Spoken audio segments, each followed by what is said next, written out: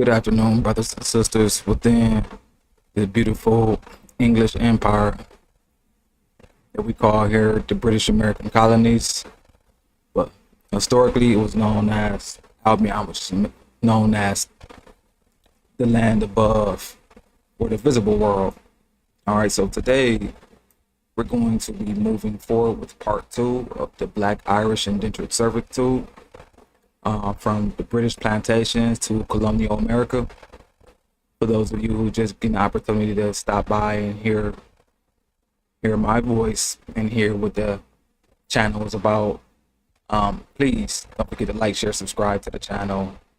So today is Sunday, June 14th, 2976, which is equivalent to the 2026 Gregorian calendar. And like always, we have to say, and which we love to say, which everyone should be saying, it is a beautiful time to be alive.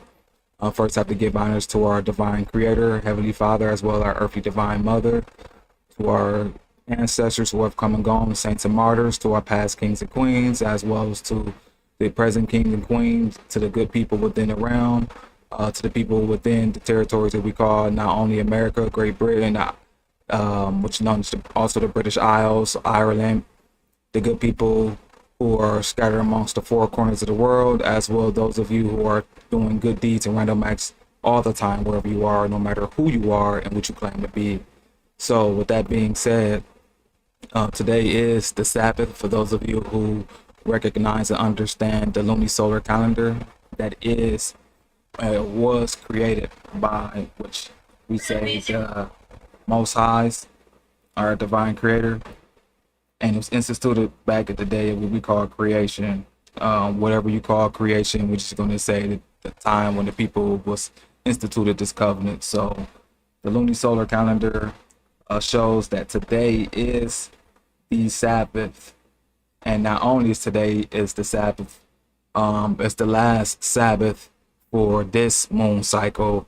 And since tomorrow, Monday the 15th, will be the new moon day. The new moon sets the tone for the next 4-week Sabbath cycle, and that will be landing on a Monday. So Monday the 15th is the new moon day, and then starting the 22nd, that will be the Sabbath, starting for that 4-week cycle. So once again, for those of you who are getting in tune back to what our predecessors were in tune with, this is how you do it according to the lunisolar calendar. All right, so today is the day of rest, and part of this being a day of rest where we fellowship, come together with each other, things of that nature, and build.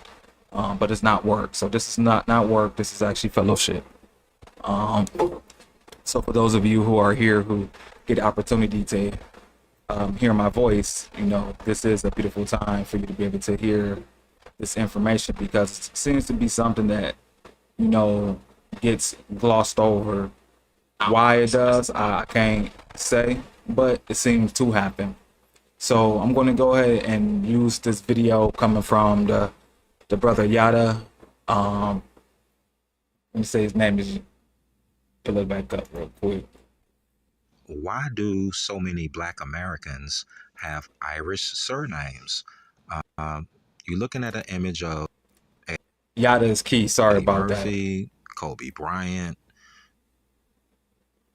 All right, so the brother Yada is key. This is his page. Shaquille O'Neal, Brian McKnight. Those are all Irish surnames.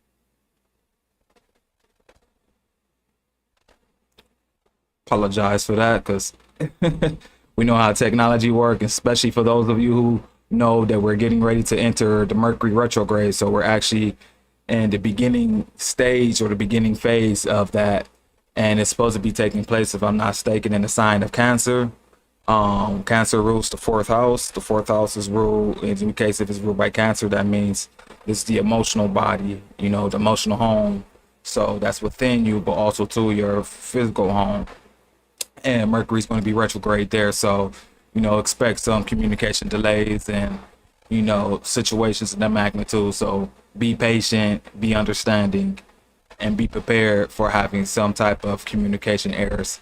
And like I'm saying, we're already experiencing the beginning phases of it, and the fact we're seeing the the results of that early, I can only imagine when it actually start really going into its retrograde period. So be prepared. All right. Once again, don't forget to hit the notification bell for those who just now stopping in. And please don't forget to like, share, subscribe for the channel. Leave a comment down below on the video after you get done watching it. If you're inside the comment or the chat box, make sure you're being respectful to others who are inside there. You know, we want to make sure that everyone is speaking positive and kind to each other, because that's the way how you change the frequency, or at least your environment, is by speaking kind words, not only to each other but to yourself and to the, you know, to the life outside itself. So let's go ahead and get started with this video, because this build is going to be beautiful for those who are here. Like I said, this is part 2 of the Black Irish Indentured Servitude. So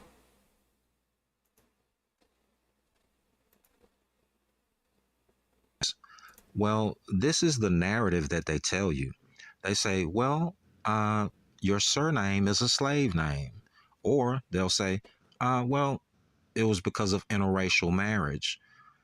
Here's the problem. And I'm going to show you where this narrative falls apart. The surname, your surname is a slave name narrative, it falls apart with the right, Irish names. If you know anything about Irish immigrants, in general, they were working class, poor immigrants. They barely own any land. Look at this census data here. Now, I hope you bookmark this video. This is going to be part 1 of a Black Nobility of Europe series, because you really have to understand your surname is not a slave name. I'm going to show you the exactly. So for those of you who may have been confused for quite some time, your surname is, it's not a slave name. And I'm going to go ahead and show you via the etymology of the term surname, which what it truly means. All right, so I'm going to wait till the video is over before we start getting into that. key. It falls apart when you focus on the Irish, okay? We're going to address all the claims they try to make, and I'm going to literally show you, okay? Now, look at these surnames. You got Butler, Kelly, Murphy, Murray, Douglas. 33% of the people with Douglas are Black people. That's way too high of distribution. So let's establish one thing. The Irish were a small percentage of the population. I mean, you got estimates at 1.56% in 1860. I was generous. I just said 2 to 5% because it may fluctuate. But it's well known they were a very small percentage of the population. And not only were they a small percent, they were basically working class poor citizens. And again, you can always find a random exception. But I promise you, 9 times out of 10, your Irish surname come from your Black Irish ancestor, okay? Exactly. 9 times out of 10, you know, we don't like to utilize the term, you know, Black, because it does have a negative connotation, especially even during that time. But just for the sake of argument, to explain, you know, what he's saying, then yes, those of you who have those surnames, you know, who have, you know, are copper colored, melanated, dark skin, or even if you want to use the term Black or brown, you know, once you do your genealogy, you're going to find out that, oh, you mean to tell me that we've been had these names? And the answer is yes. Now, for those who done their genealogy and it doesn't show that, that must mean that you or your family just adopted that name because they wanted to be anglicized, or in this time, which you can call Christianized, because you had to be speaking English in the British American colonies, especially if you was a so-called Christian in the Church of England. You know, so that's the only way you be considered so-called free, that you had to be inside the church. And I'm not saying everyone at this time were free, but we know that slavery itself didn't come onto the books at least until 1640, and Massachusetts was the first state. Virginia didn't start until like 1661 for their books, but we know they said that 20 and odd Negroes, so they say came in 1690, and 1619. And when you actually look at their names, you can definitely see that, hold on, these wasn't no so-called quote-unquote Africans, because that's what they called them. And think about it, to even learn the English language, to be able to speak, for you to be in agreement of an indenture, you had to know the language. So English is not an easy language for you to learn, as we see a lot of intelligent brothers and sisters from various different nations who, try to learn the language, and they'll tell you like, man, it's not easy to learn.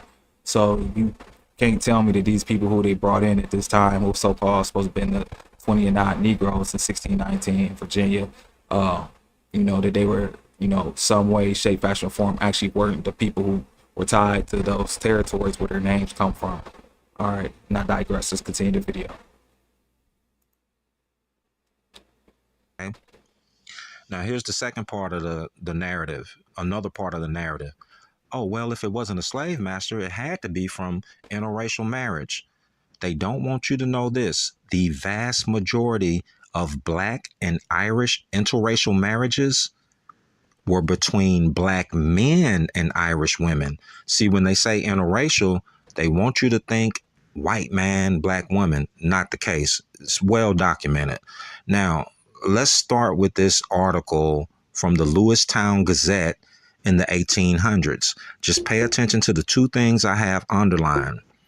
It says, in the following extract, the world asserts the affinity between Negro men and Irish women. They knew in the 1800s that was a thing, okay? Now, Mm-hmm. look at the second part, what I have underlined. It says, next, the world asserts that the Negroes are cleaner than their white neighbors.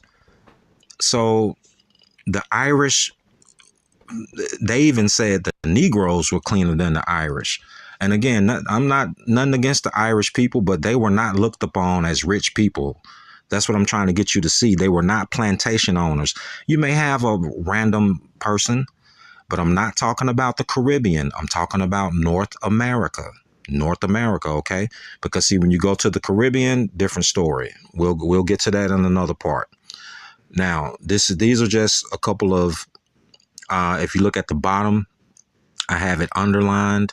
The article is from international.vlex.com. You can see the link there. I'm just going to read you this part of the snippet. It says, first, these relationships were almost exclusively between immigrant women from Scotland and Ireland and native born African American men.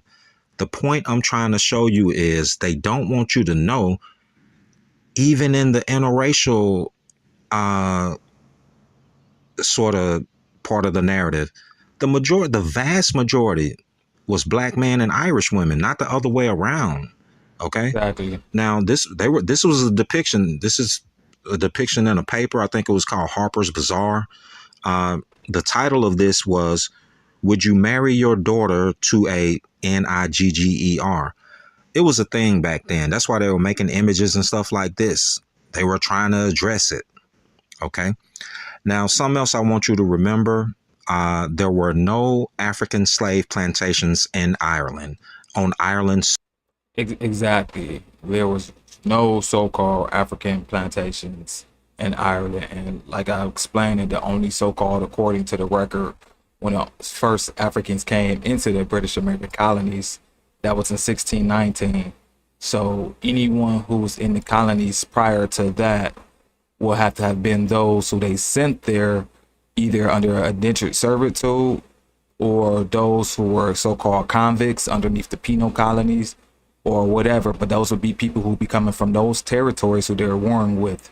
And in this case, in the British Isles, England and Scotland were warring against Ireland. All right. So because you got King James, so the Tudors and Stuarts, who end up coming onto the throne of England, was warring with Ireland. All right. So the people who they'll be putting in the colonies will be the people who not only they're warring with, but those who they consider were convicts within their own jurisdiction, and they'll be sending those folks. All right, so let's continue.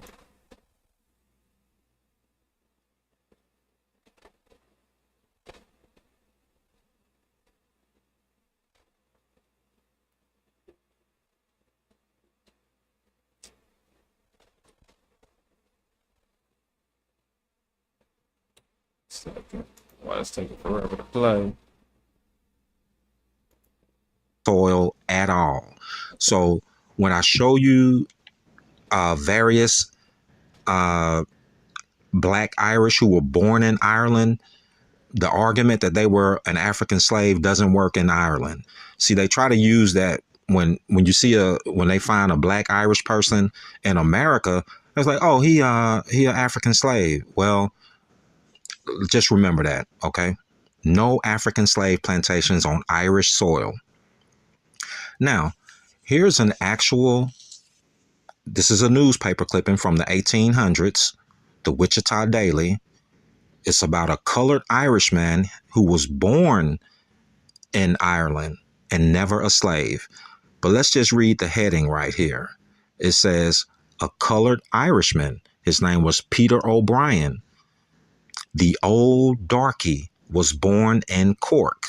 Cork is in Ireland. You can pause the screen, read the article. He was born in Cork,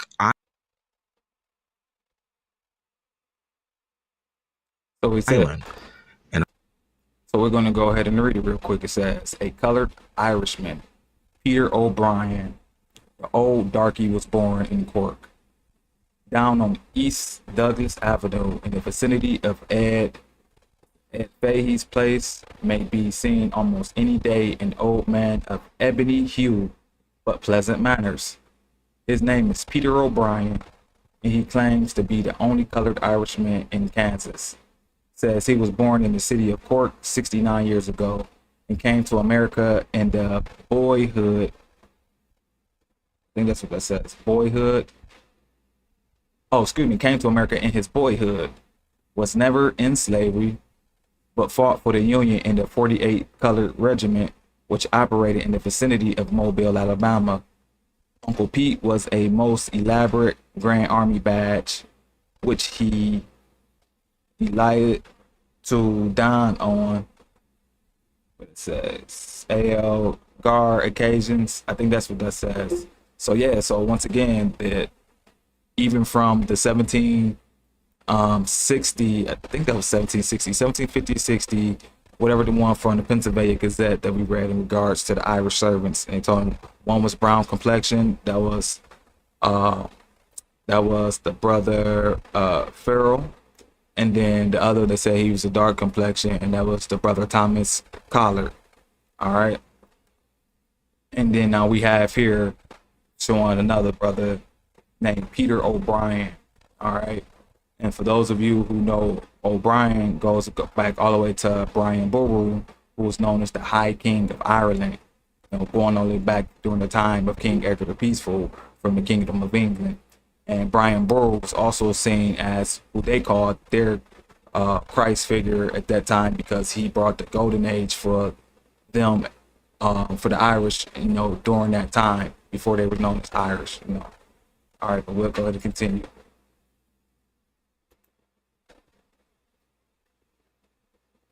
part of the article, it says, and came to America in his boyhood. Notice what I have underlined, was never in slavery. His name was Peter O'Brien. He was born in Cork, Ireland. I just told you there were no African plantations in Cork, Ireland. He brought his surname with him. And I promise you, he had a family. Okay. Exactly. And they were indigenous Black Irish too. Okay. Now I'm going to show you plenty more. I got so many. Exactly. So like he said, he was never born in bondage or slavery. And he comes directly from Ireland. He's born in Cork.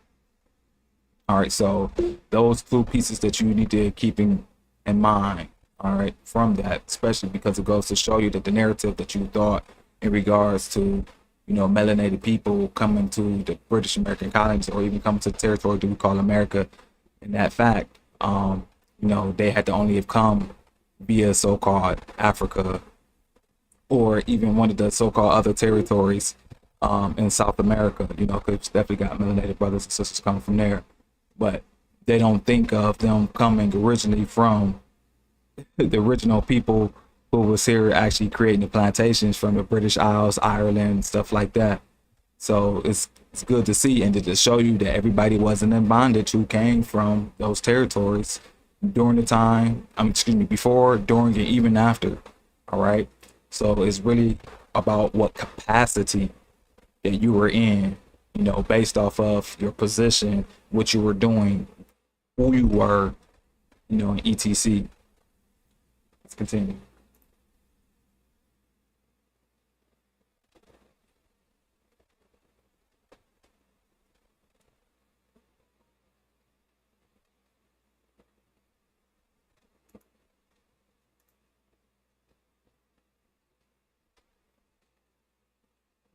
And this is another article coming. This was written, I think, it's March 17, 2003. The New York Times. How green was my surname? Apologize. Technical difficulties.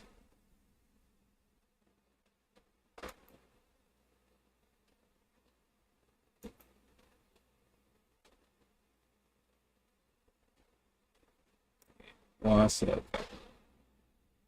And like I said, it always starts acting like this when you start getting good, you start getting into it, and want to start messing up, and start giving you issues. So.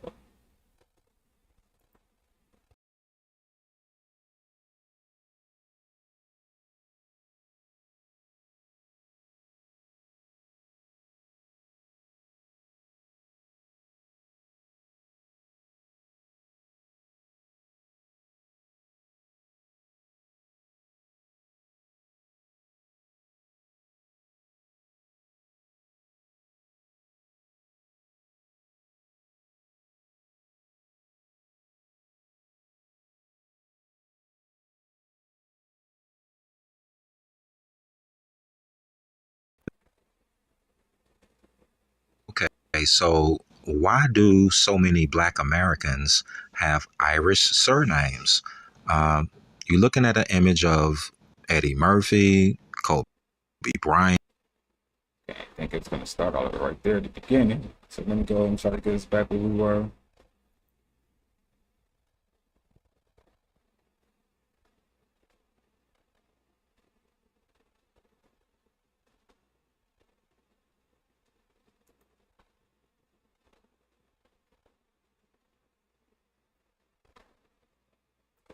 Second.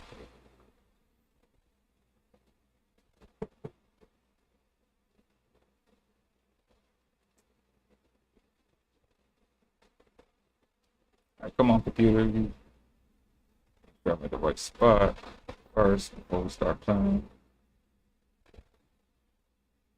And the video is not even that long. That's the crazy part about it. It's not even that long. So it shouldn't be messing up like this.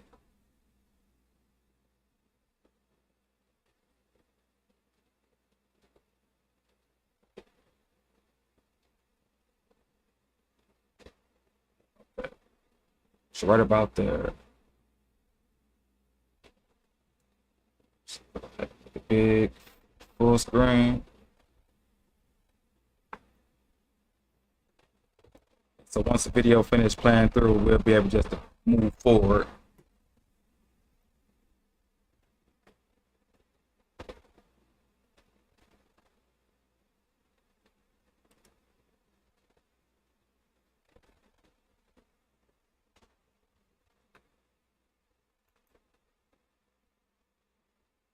Okay.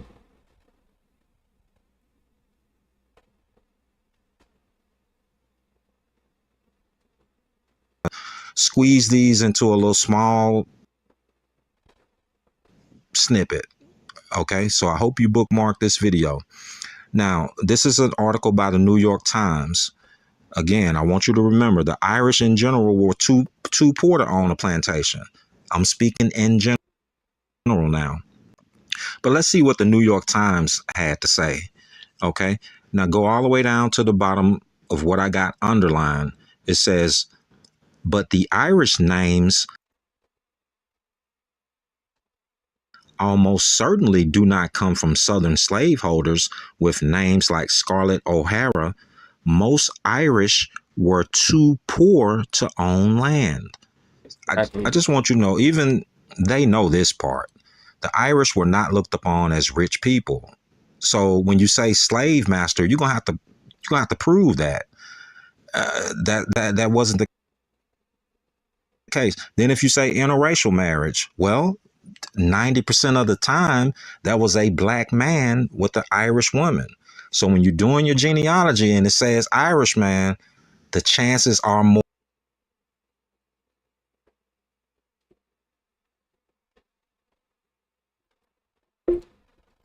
Once again, it's don't want to play properly. Trying to get it to play.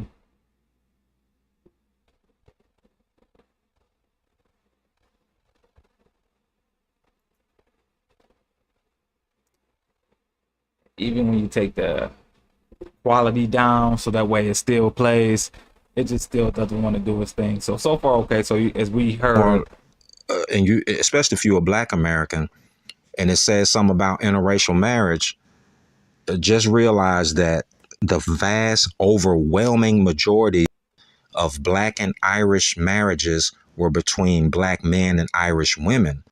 And that's pretty much the case when you go to Scotland, England, all of those immigrants, those interracial, vast majority were with black men who had their name before they came to America. Okay. Now, I'm going to end part one right here. In the next part, what you're looking at on the screen, we're going to get into the black nobility, primary sources. I'm going to show you more indigenous black Irish. We're going to go through the black nobility. Your surname is not a slave name. Okay. All right. Well, y'all be blessed. all right. Once again, thank the brother Yada is key for that. I apologize, brothers and sisters, that it didn't play the way that I wanted it to play. But hopefully you got the point and the purpose out of there in regards to the message that trying to be displayed or relayed to you. So once again, like he said, the surnames are not slave owner names. They're your names. They're your family names. It's an inheritance. And unfortunately, because of the false narrative that you have accepted erroneously, you have been pretty much what we say losing out on a whole lot. So the best way for us to go ahead to fix this, and I'm glad to do that video first, and now we can go to the time, because of when we start seeing all these situations happen, is the plantations. And this is going to be almost like a rough beginning. Part of this is going to be like refresher from part one for those who just now get an opportunity to hear this. All of this information, it can go be fact checked. It's not something I'm making up. They do a pretty good job in Wikipedia regarding their citations. So as you can see it, where a lot of this information, especially in etymology, the plantation, where it's coming from. So let's go ahead and get started, because I don't want to keep you brothers and sisters too long today on this beautiful Sunday Sabbath. And once again, tomorrow the new moon will be setting the tone for the next 4-week Sabbath cycle. All right. So let's get started. So the plantation, settlement, or colony. So they're interchangeable. So plantation, settlement, or colony, they're all mean the same thing. All right. In the history of colonialism, a plantation was a form of colonization in which settlers would establish permanent or semi-permanent colonial settlements in a new region. The term first appeared in the 1580s in the English language to describe the process of colonization before being also used to refer to a colony by the 1610s. By the 1710s, the word was also being used to describe large farms where cash crop goods were produced, typically in tropical regions. All right, so that's so far where the term plantation comes from. It comes from the English language, and we're going to see the time frame where it came, and then how, or the Irish are part of being, part of the plantations.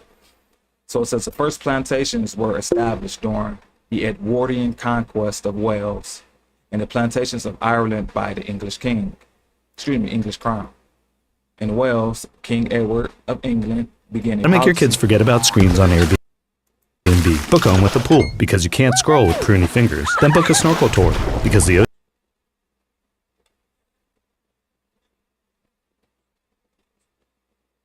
Give me 1 second.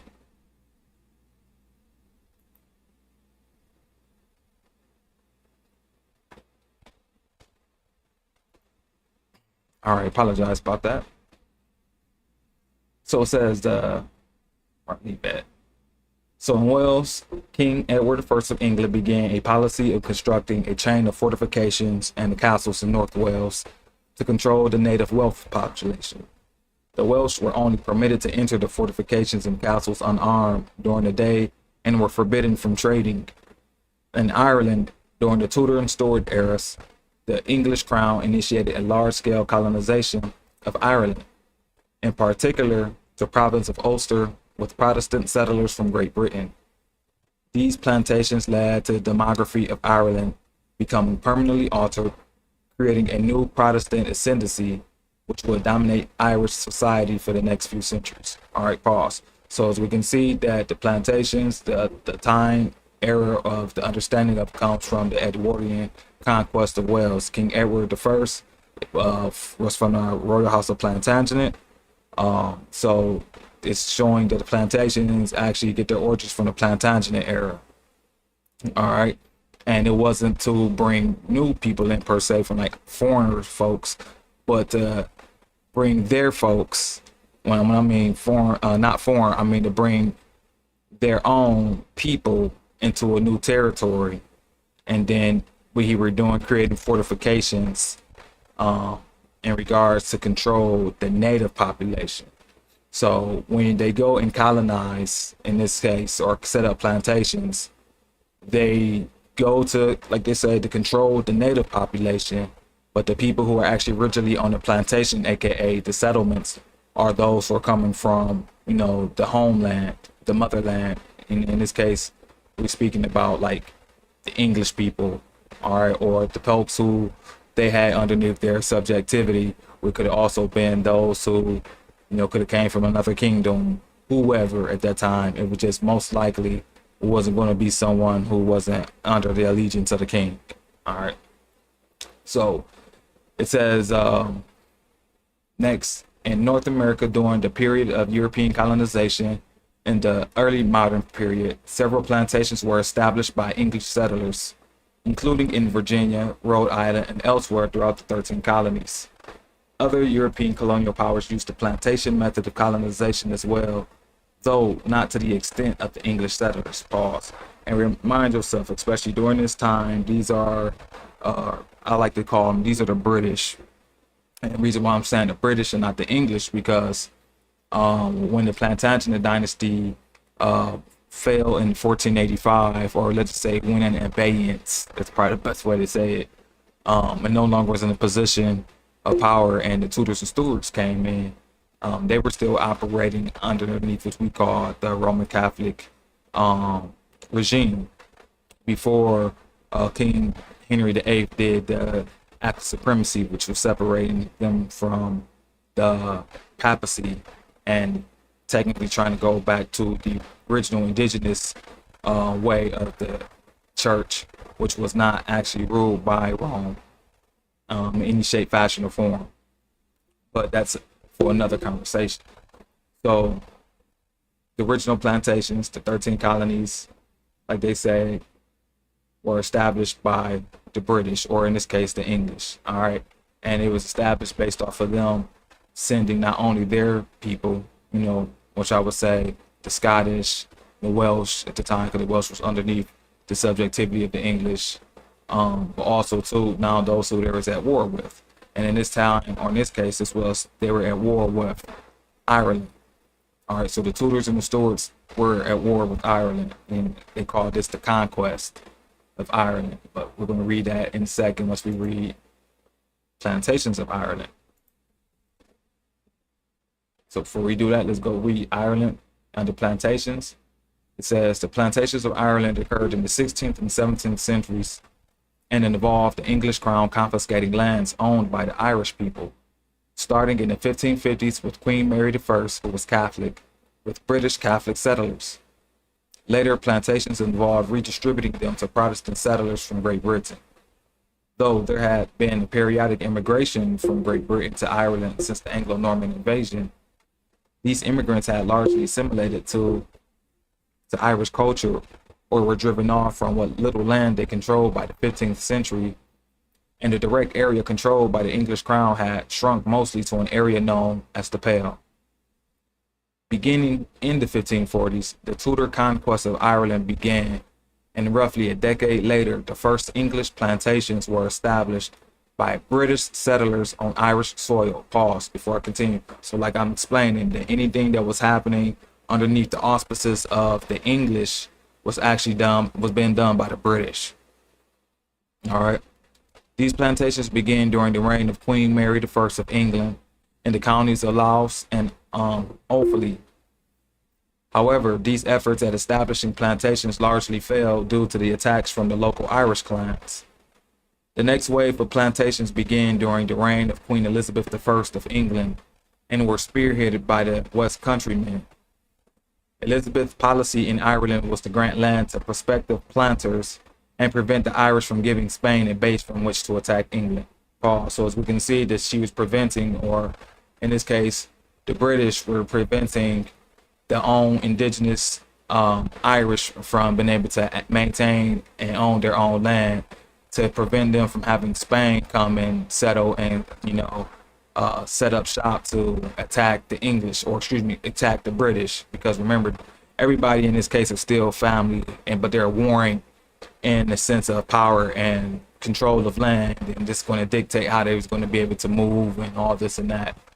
But as we can see from what we just read, that it was during the time of the Tudor conquest of Ireland that began, the establishing of the British plantations on Irish soil, and this also is going to lead up to setting up the infrastructure for the plantations here in America, which is still the British American colonies. All right, the plantation of Ulster began in the 1610s during the reign of James I, following their defeat in the 9 Years' War. Many rebel Ulster lords fled Ireland, and their lands were confiscated. This was the biggest and the most successful of the plantations, and compromised most of the province of Ulster. While the province was mainly Irish-speaking and Catholic, the new settlers were required to be English-speaking and Protestant, with most coming from England and Scotland. Exactly, pause. So like I was explaining, based off of those who was their subjects, were going to be the ones who were going to be coming into the plantations. All right, so this is going to be good, especially for those of you who's going to be tuning in to the future videos, and who's going to be staying tuned to the end of this video build or this live, because it's going to show you something in regards to the contradiction about those folks who came here in the Virginia colonies in 1619. All right, but we're going to talk about that once we get to that point. North America, and that's the territory we are. Like I said, the British American colonies, which you call North America, the United States, is still one and the same. So beginning in the 15th century, with the voyages of Christopher Columbus, various European colonial powers established colonies in the Americas. The Portuguese introduced sugar plantations in the Caribbean in the 1550s. England's efforts at colonization primarily focused on North America, where the first English plantation was established in 1607 at Jamestown. Over the next century, more English plantations will be established along the eastern seaboard, while collectively came to be known as the 13 American colonies, consisting of New England, Middle, and Southern colonies. Other European colonial powers used the plantation method of colonization as well, though not to the extent of the English settlers, aka the British settlers.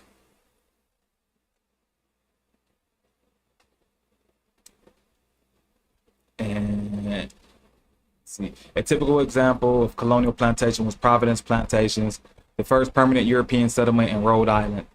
Providence Plantation was established along the Providence River by Puritan minister Roger Williams and a small band of followers who were fleeing religious persecution in Massachusetts Bay. Pause, and remember, the bulk and the majority of the people who were coming over to the colonies were escaping religious persecution, all right? Because you had Protestants who were going against the Roman Catholics, and it was just a lot of mess going on. So that's where a lot of folks were leaving, because they wanted to be able to practice their religion in freedom, in peace. So upon arriving in Rhode Island, Williams and followers received a large grant from two Narragansett sachems, Canicus and Miantonomi, Hope I said that right. Me and Tanomi. The settlers from Providence Plantations adopted a covenant which stressed the separation of religious and civil affairs. All right. That plantation was part of the larger series of English, aka British plantations in New England. These plantations played a large role in developing the northern economy and opposing lines from the plantation-based economy of the southern United States. Compared to the large-scale cash crop plantations which underpinned the southern economy, plantations in New England were small scale and meant mainly for subsistence purposes rather than profit making. All right, so that's what we got from that. Now let's go ahead and move to which we wanted to get, because you need to understand how the plantations in America got its understanding, which, like I told you, it comes from the plantations of Ireland. All right. So plantations of Ireland, and before I move forward to plantations of Ireland, remember we're talking about how did those melanated people who have Irish surnames, how did they get them? And we're explaining that you've always had those names, but for you to understand how you've always had those names, you need to have this clarity in regard to that gap in history. And that gap in history, because you have been thinking you were someone else, you didn't really put a big focus on it. But now that I'm letting you know that you are those people whose history is being gapped or been shrouded in mystery, and the only way for you to understand it is by someone going back and explaining it to you, so therefore you can get the proper comprehension you need. All right. So the plantations of Ireland in 16th and 17th century involved the confiscation of Irish-owned land by the English crown and the colonization of this land with settlers from Great Britain. The main plantations took place from the 1550s to the 1620s, the biggest of which was the plantation of Ulster. The plantations led to the founding of many towns, massive demographic, cultural, and economic changes in land ownership and the landscape, and also to centuries of ethnic and sectarian conflict. They created large communities with British and Protestant identities and a new Protestant elite. The plantations took place before and during earliest British colonization of the Americas, and a group known as the West Countrymen were involved in both Irish and American colonization. Pause. So like I explained earlier, that the Tudors and the Stuarts, because they're the ones on occupation at this time, the 16th, 17th century England, they were the ones who set up the force to invade Ireland and to set up plantations there. And like it said, the same men who set up shop in Ireland plantations were the same one who set up the American colonies. So that meant that the ones who came from Great Britain to go to Ireland also were the same people who came into America or to the American plantations. So these are all the same people, you know, so there's no foreign outside entities that has been brought into the plantations in America at this point. All right, so pay attention to that. There had been a small-scale immigration from Britain since the 12th century after the Anglo-Norman invasion. By the 15th century, direct English control had shrunk to an area called the Pale. In the 1540s, the English Tudor conquest of Ireland began. The first plantations were in the 1550s during the reign of Queen Mary I in Louth, which is Queen's County, and Offaly, which is King's County. That's going back to King Offa. These plantations were based around existing frontier forts, but were largely unsuccessful due to fierce resistance from Irish clans. The next plantations were during the reign of Elizabeth I. In 1568, there was an attempt to establish a colony in Kerry, but it was destroyed by the Irish. In the 1570s, a privately funded plantation of East Ulster was attempted, but it also sparked conflict with the local Irish lord and ended in failure. The Munster plantation of the 1580s followed the Desmond rebellions. Businessmen were encouraged to invest in the scheme, and the English colonists were settled on land confiscated from the defeated rebel lords. However, the settlements were scattered and attracted far fewer settlers than planned. They say. When the 9 Years' War broke out in the 1590s, most of these settlements were abandoned, although English settlers began to return following the war. The plantation of Ulster began in the 1610s during the reign of James I. All right, so Paul, so that's your King James I, the one who wrote your Bible. Yes, so for many of you who understanding of the Bible only comes from the King James Version Bible. And King James, the first, what they're saying, this is the King James, the sixth of Scotland, the first of England. So when you see James 1, no, that's the King James, the sixth of Scotland, first of England. All right, who wrote your Bible? Following the defeat in the 9 Years' War, many rebel Ulster lords fled Ireland and their lands were confiscated. This was the biggest and the most successful of the plantations and comprised most of the province of Ulster. While Ulster was mainly Irish-speaking and Catholic, the new settlers were required to be English-speaking Protestants, with most families coming from the Scottish lowlands and northern England. This eventually created a distinct Ulster Protestant community.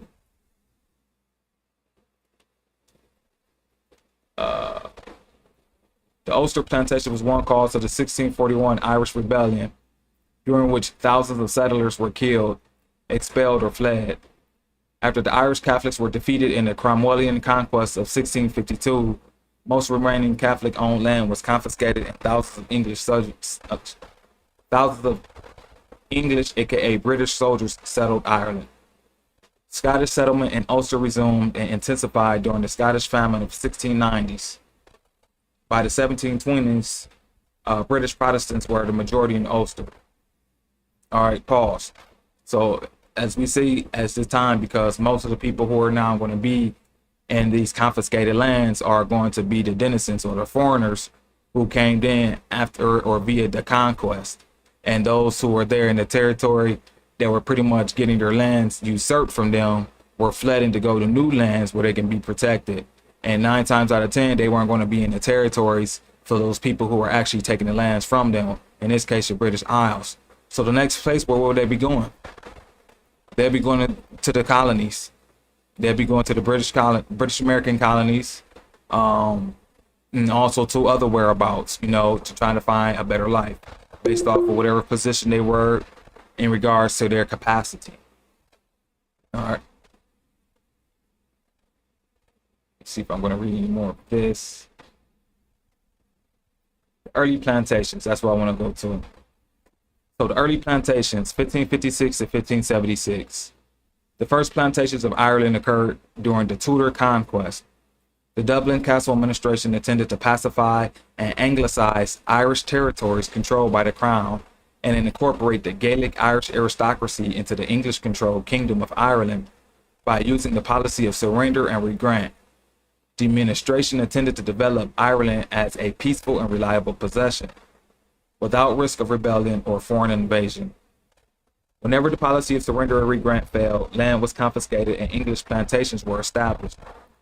To this end, 2 forms of plantations were adopted in the second half of the 16th century. The first was the exemplary plantation, in which small colonies of English would provide model farming communities that the Irish would emulate and be taxed.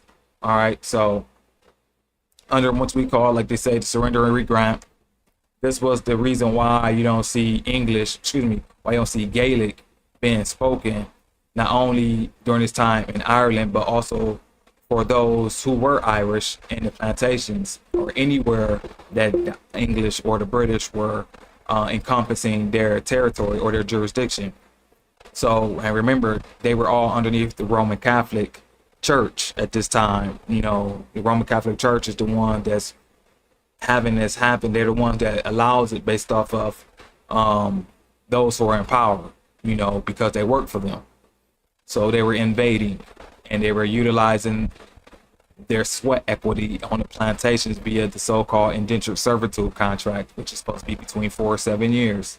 But we're going to start reading that here momentarily. And like I said, so this was going to be the model or the early plantations of the Irish. These were the models for the plantations here once again in America.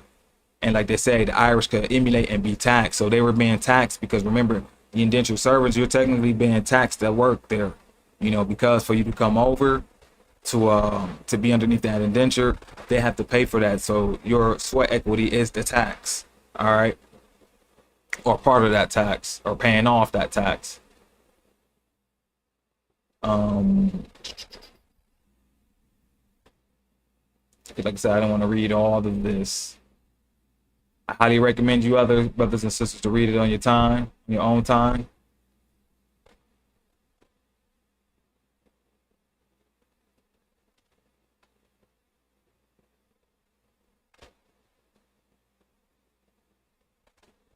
All right, let's go to the next one.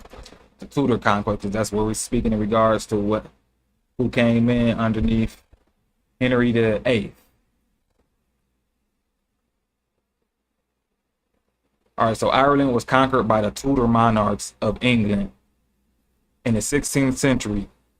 The Anglo-Normans had conquered swaths of Ireland in the late 12th century, bringing it under English rule, or British English rule. In the 14th century, the effective area of English rule shrank markedly, and from the most of Ireland was held by native Gaelic chiefdoms. Following a failed rebellion by the Earl of Kildare in the 1530s, the English crown was set about restoring its authority. Henry VIII of England was made King of Ireland by the Crown of Ireland Act of 1542. The conquest involved assimilating the Gaelic nobility by way of surrender and regrant. The confiscation and colonization plantation of lands, with settlers from Britain imposing English law and language, banning Catholicism, dissolving the monasteries, and making Anglican Protestantism state religion. Pause. So this is what was happening to Ireland. And this is when Ireland became the Kingdom of Ireland, because prior to that, it was known as the Lordship of Ireland, via having the Gaelic nobility. Now the Gaelic nobility has technically been transferred, and we can also say dissolved in the process underneath English common law, and also removing the Brehon law into bringing it in conformity to which we call at this time the English common law. And then, like they said, they also too banned them from being Catholics. All right, so in the dissolving of the monasteries. So remember the dissolution of the monasteries, because a lot of people don't understand or don't know, but those monasteries that was actually in England during this time, and going back further before that during the Celtic time, were all actually done based off of the progenitors of those who we call the Celtic. Right, so, and those would be the Druids, the Druidic priesthood and all that. They were actually utilizing these monasteries, and most of the monks and things of that nature, they all used to actually go to Ireland to study, to get the higher knowledge. Okay, hold on one second. Someone said the John Wycliffe version of the Bible any closer to our original depiction? That is hard to say. I would say the John Wycliffe Bible still go back to the what's called the Septuagint, which still goes back to, if I'm not mistaken, the Tanakh. So these books are constantly being revised based off of the occupier, who's in power at that time. And based off of my research, that book has been changed over in the case of ones we're seeing today in the British American colonies that we call America, are still all being done underneath the auspices of the Roman Catholic Church, because King James himself was still underneath the Roman Catholic Church. And anything, especially when it came down to the religious texts, it had to get authorized through them, even though they were supposed to be so-called operating underneath the Act of Supremacy. But you have to know who's operating and moving the ball in this case, and it was still the Roman Catholic Church and the Jesuits. So when the Stuarts and the Tudors came in, remember they invaded Ireland, and they invaded for a reason. And it's ironic that right after they invaded Ireland and they did the dissolution of the monasteries, then you get the King James Version Bible. And also too, during this the time when you get the letter J. So right after they did the conquest of Ireland. So that right there kind of gives you some type of notion that Ireland must have some information there at the time that required them to not only invade it, but then also to revise the Bible that they were utilizing at the time, which was the Latin text. The Bible that they were reading at the time was a Latin text. It was not in English.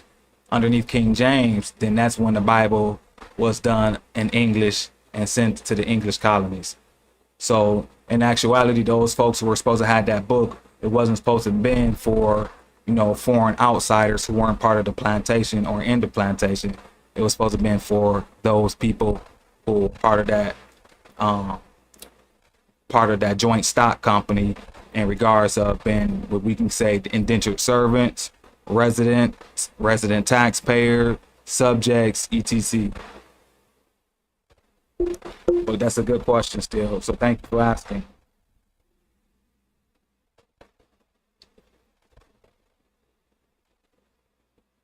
All right. So it says, so the Anglo-Normans had conquered swaths of Ireland in the late 12th century. Excuse me, the past. I forgot where I was at. All right, here. So the Tudor policies in Ireland sparked the Desmond rebellions, 1569, 1573, 1579, 1583, and the 9 Years' War, 1593, 1603. Despite Spain sending an armada to support the Irish Catholics during the Anglo-Spanish War, 1585 to 1604, by 1603 the entire country was under British-English rule. The flight of the Earls in 1607, and remember 1607, this is when King James came into power. So the flight of the Earls in 1607 largely completed the destruction of the Gaelic aristocracy and left the way open for the Plantation of Ulster, which established a large British Protestant population in the north. Several people who helped establish the plantations of Ireland also played a part later in the early colonization of North America, particularly a group known as the West Countrymen, which we already spoke about. The conquest technically extended into the Stuart period, as the Treaty of Belmont, which ended the 9 Years' War, was signed mere days after the death of Elizabeth I. All right. So, like we said, when King James came into power, that technically was completing or wrapping up the dissolution of the Gaelic aristocracy. All right. So it says situations before the Tudors. It says Ireland in the 1500s was shaped by the Norman conquest initiated by Cambro-Norman barons in the 12th century. Many of the native Gaelic Irish had been expelled from various parts of the country, mainly the east and southeast, and replaced with English peasants and laborers. A large area on the east coast extending from the Wicklow Mountains in the south to Dundalk in the north, covering parts of modern counties of Dublin, Louth, Meath, Westmeath, Kildare, Offaly, and Louth, became known as the Pale. Protected along much of its length by a ditch and rampart, the Pale was a defended area in which English language and culture predominated and where English law was enforced by a government in Dublin. All right, so like we're saying, the English were literally coming in and setting up shop via the Tudors as well as the Stuarts. And in this case, the Irish were now using or losing their identity in exchange for now being anglicized. All right, so during the times of the 16th, 17th century, for those who had or have Irish surnames, especially in the American colonies, you were being anglicized. Some of you still maintain what you was able to have because you probably were over here before they, sent in the edict that made you have to anglicize your name. But most of you, it was already done. All right. So because you couldn't be in the colonies without it being done at that time. It says the Gaelic Irish were largely outside English jurisdiction, maintaining their own language, social system, customs, and laws. The English referred to them as His Majesty's Irish enemies. In legal terms, they had never been admitted as subjects of the crown. Ireland was not formally a realm, but rather a lordship held as a fief or fief of the Holy See. The title Lord of Ireland was assumed by the English monarch upon coronation. Pause. And I'm glad that they said that because, like they say, the lordship only came in via the Holy See during the time of King John I from the Royal House of Plantations, because we have to remind ourselves that they were still, England at this time was still Roman Catholics. All right, and Rome had their hand in everything. So when it became a lordship, it only was able to become a lordship because of the Holy See, and the Holy See was still claiming themselves jurisdiction of it. They wanted to make sure they claimed control of, all those who, was quote unquote Christians at that time. All right. So it says the rise of Gaelic influence resulted in the passing in 1366 of the Statutes of Kilkenny, which outlawed many social practices that had been developed apace. Example, intermarriage, use of the Irish language, and the Irish dress. In the 15th century, the Dublin government remained weak, owing principally to the Wars of the Roses. So as you can see, they've been trying to weaken Ireland for quite some time. And like I said, Ireland, when it was underneath the lordship, they still had the right to operate, with their self-autonomy, going back to the ancient ways, like I said, underneath the Brehon law. All right. So beyond the Pale, the authority of the Dublin government was tenuous. The Hiberno-Norman lords, aka the Old English lords, have been able to carve out fiefdoms for themselves, but not to settle them with English tenants. As a result of the 14th and 15th centuries, in the wake of Irish rebellion, Scottish invasion, the Black Death, and a lack of interest on the part of the London government, the territories controlled by those lords achieved a high degree of independence. The Butlers, Fitzgeralds, and Burkes raised their own armed forces, enforced their own law, and adopted Gaelic language and culture. Beyond those territories, large areas of land previously held by authority of the English crown were taken by the resurgent Gaelic Irish, particularly in the North and Midlands. Along the most important steps were the O'Neills.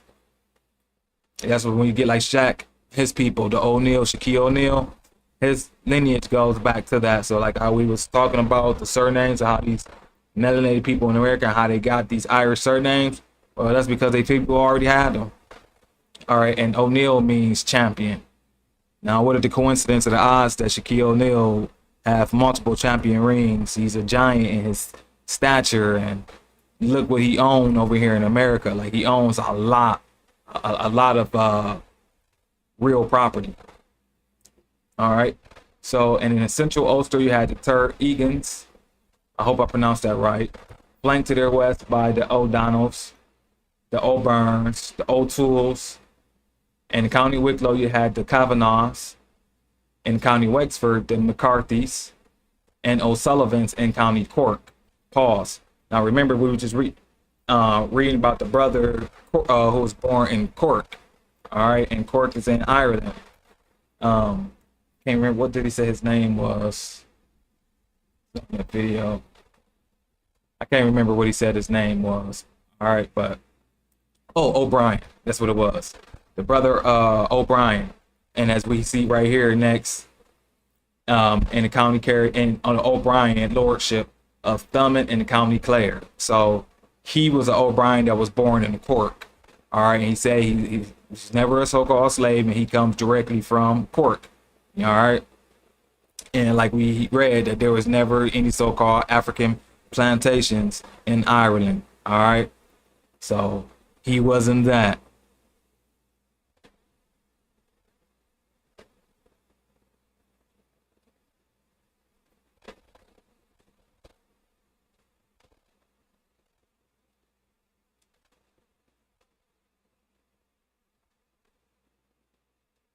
All right, let's see what I'm going to read next.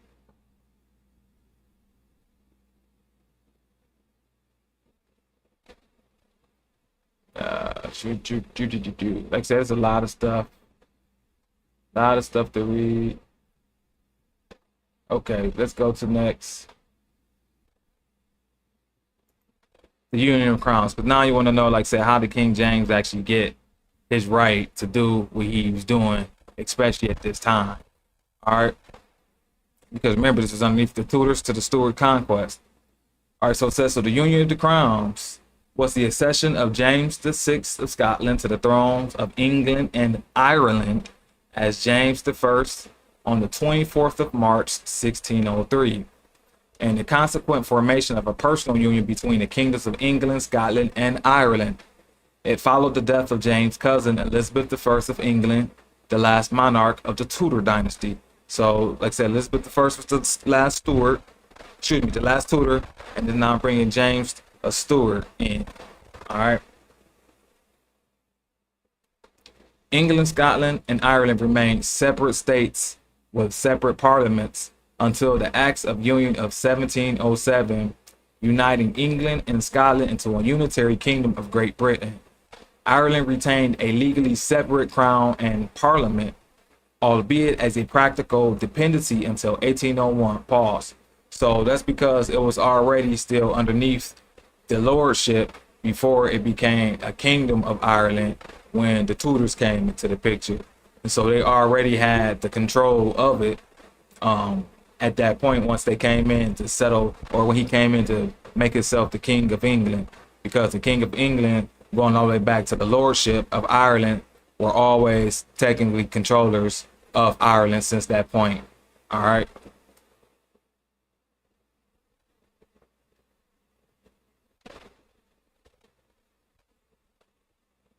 All right, so next.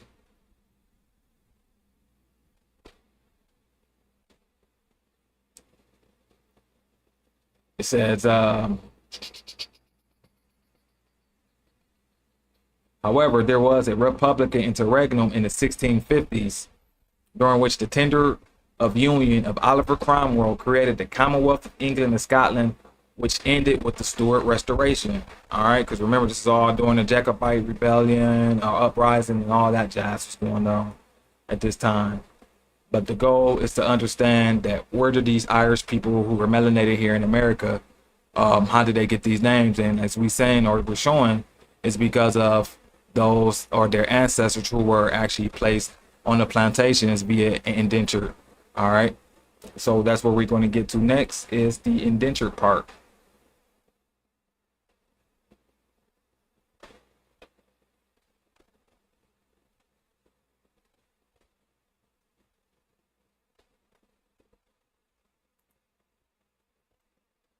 All right, so Irish indentured servants. So Irish indentured servants were the Irish people who became indentured servants in territories under control of the British Empire, such as the British West Indies, particularly Barbados, Jamaica, Bermuda, Antigua, and Barbuda, St. Kitts and Nevis, and the other Leeward Islands, British North America, and later Australia. All right. Let's see. So indentures agreed to provide up to 7 years of labor in return for passage to the New World and to the New World in food, housing, and shelter during their indenture. Pause. So think of an indenture similar to what we call an apprenticeship. And with that apprenticeship, you have what they call a residency. Part of that residency, you have somewhere to stay, where your house, where you can get fed. You may make some money, you may not, it just depends. All right. At the end of this period, their masters were legally required to grant them freedom dues in the form of either land or capital. An indentured servant's contract could be extended as punishment for breaking a law, such as running away, or in the case of female servants, becoming pregnant. Pause. So this is how they were extending those indentures. These were just one or a couple forms that we know of at this moment, but we know that there are other ways that they end up using. All right. Those transported unwillingly were not indentures. They were political prisoners, vagrants, or people who had been defined as undesirables by the English state. Pause. Now remember, this is during that time of what? Of the invasion of Ireland from the Stuarts and the Tudors. So anybody who they feel like they say political prisoners, those who wanted to maintain the Gaelic nobility, the Brehon law, these folks would be considered political prisoners, as well as those folks who wanted to maintain their Roman Catholic religion instead of being forced Protestants. Those folks would be considered political prisoners. Then vagrants would be those folks who didn't have jobs, who were going place to place, like they call it vagabonds. You just weren't doing anything. So they were just wrapping you up, and sending you over there to work. And then they also said people who have been defined as undesirable. So anyone who the authorities at that time felt like, say, you know what, he's undesirable. It could be their own people. You're undesirable. They sent you over there to work in the plantations. All right, and then it says the penal transportation of the Irish people was at its height during the 17th century. So remember, 17th century is the 1600s. All right. So once again, this is during the time of the plantations. So when they were saying that they were sending a lot of so-called prisoners to the so-called plantations to work, you got to ask yourself, what prisoners were they talking about? What people? Well, it would be the people who they was in war with, you know. And in this case, they were invading Ireland. All right. So penal transportation of Irish people was at its height during the 17th century, during the Cromwellian conquest and settlement of Ireland of 1649-1653. During this period, thousands of Irish people were sent to the Caribbean or Barbados against their will. Similar practices continued as late as the Victorian period, with Irish political prisoners sent to imperial British penal colonies in Australia. Indentures and transportees have been conflated, though they were different. Pause. So remember, so you having a mixture of people who were indentured servants, as well as those who was considered undesirables, who were probably placed underneath some type of form, underneath the penal transportation, all probably working, which we know, all working simultaneously together. All right.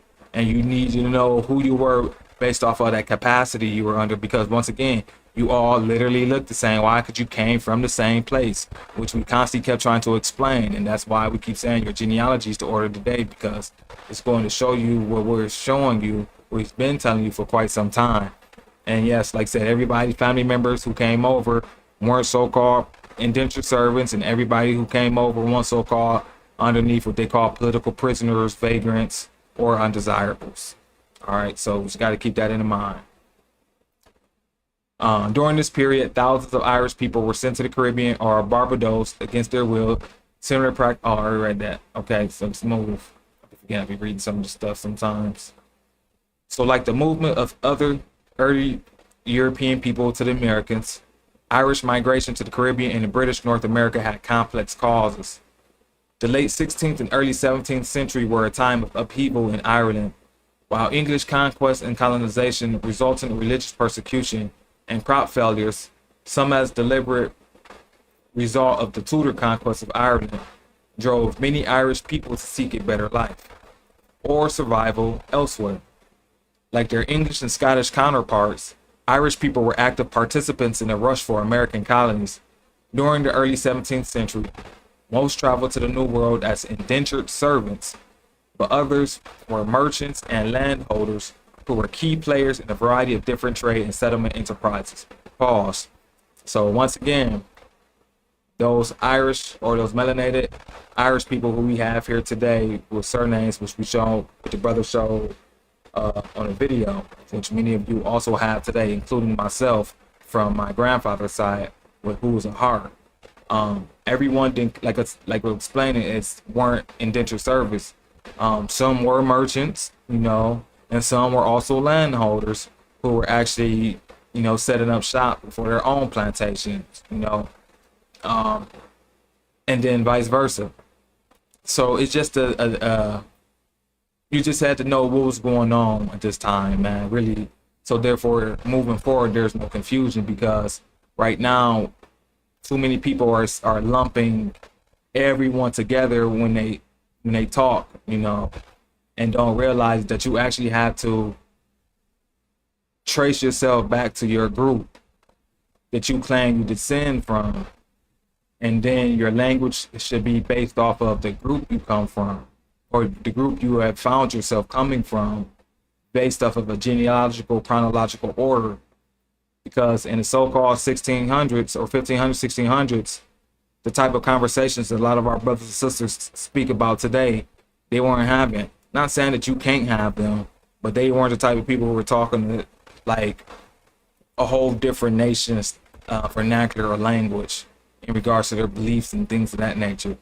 No, you were talking what your people was known to believe that constituted you as being, you know, a group of people who sharing the same characteristics that ties you to what we call a nationality. All right. So it says many of the Irish laborers who traveled across the Atlantic from the 1620s did so by choice. However, convict labor had been used in English colonies since the early 1600s, and the forceful transportation of undesirables from Ireland to the West Indies had begun under Charles I. The practice took place on a much larger scale during the rule of Oliver Cromwell in the years 1649 and 58. In the ensuing conquest of Ireland, many prisoners were forcibly sent to the Caribbean islands, particularly to Barbados. All right, pause. So, like it said, a lot of those indentured servants or Irish laborers, they chose to come over and do those indentures. Yeah, that they were either 4 to 7 years, depending. Some of the first Irish people to travel to the New World did so as members of the Spanish garrison in Florida during the 1560s. And small numbers of Irish colonists were involved in efforts to establish colonies in the Amazon region, in Newfoundland, and in Virginia between 1604 and 1630s. According to historian Donald Atkinson, there were few, if any, Irish being forcibly transported to the New World during this period. Widespread use of forced transportation by the English state did not take place until the 1650s. Pause.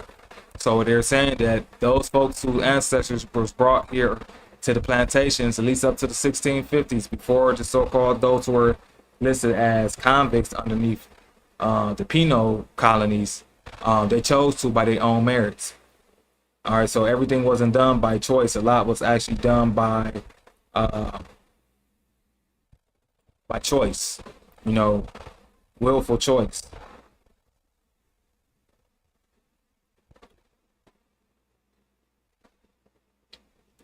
So significant numbers of Irish laborers began traveling to colonies such as Virginia, the Leeward Islands, and Barbados in the 1620s. Between 1627 and 1660, laborers from Ireland and Britain crossed the Atlantic in large numbers, with as many as 60 to 65% of 17th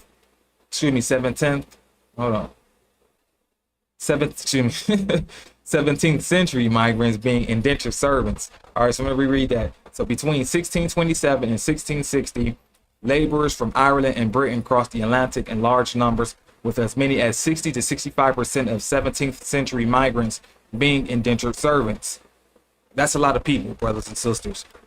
So that's letting you know, at least all the way up until the 1700s, majority of the people in the so-called plantation were all indentured servants.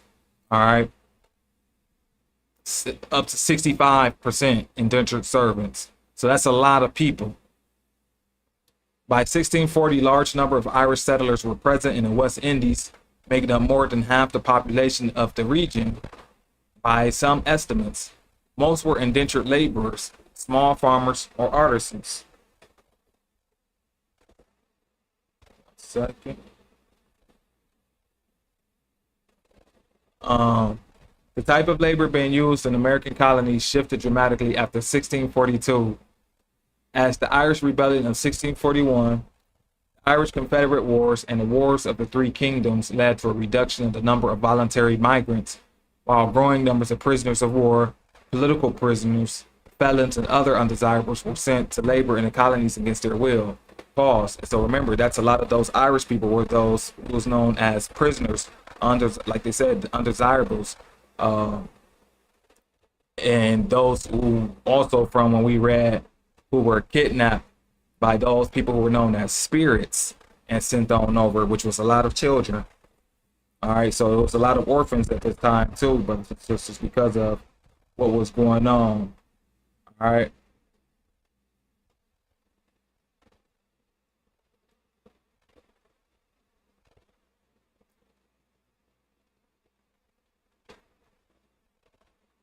One second.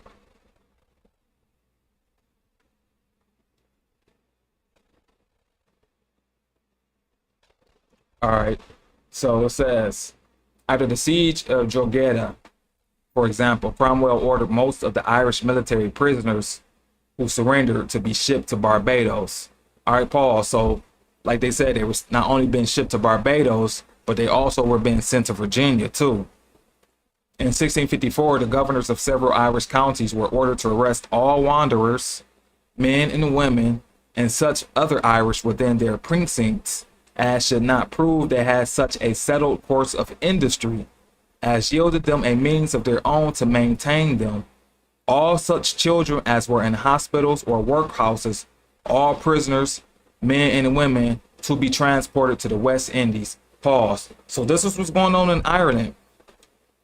This is what happened to those to the indigenous Irish. I don't like to use like the terms, like a lot of brothers and sisters don't like it, but for the sake of the conversation, you got to accept it for what it is. You know, got to get over these semantics because we're trying to explain the story. All right, so if you were just wandering, like how a lot of brothers and sisters do today, you know, just sitting on the porch, just chilling, not doing anything, which they call loitering in law. If you're out at some type of public establishment and just doing that, that would constitute as a wanderer. Like I said, if you're children in the hospitals, like so you got children who were sick and stuff like that, who needed aid, send them to the colonies. If you was in workhouses already, send them to the colonies. If they were in prison, so these convicts, so you mixing convicts up with innocent people, send them to the colonies, men or women with children, send them to the colonies. They said the West Indies, but that also constituted sending them to the colonies, which was in the Eastern Seaboard as well. So you had all of these people being mixed up. You had good and bad being mixed up, because the folks got to understand, it don't matter what territory you lived at, you had convicts and criminals, you know, from your homeland, you know. So it ain't never such thing as saying like, oh, everybody from my kingdom were innocent. That is not how the world works. Come on now, y'all got to be for real. So as we seen and we're reading, you had folks being mixed up no matter what you were doing. If you couldn't prove that you actually had a means to take care of yourself, as well as industry that you were part of, in this case, a skilled position, labor job, like a guild that most folks were under at that time, send them to the colonies. Get them to the West Indies, to the colonies, whatever. Send them there. All right. And then they were taking the land and giving it to the new occupiers, which the foreign folks that were operating for the British. All right.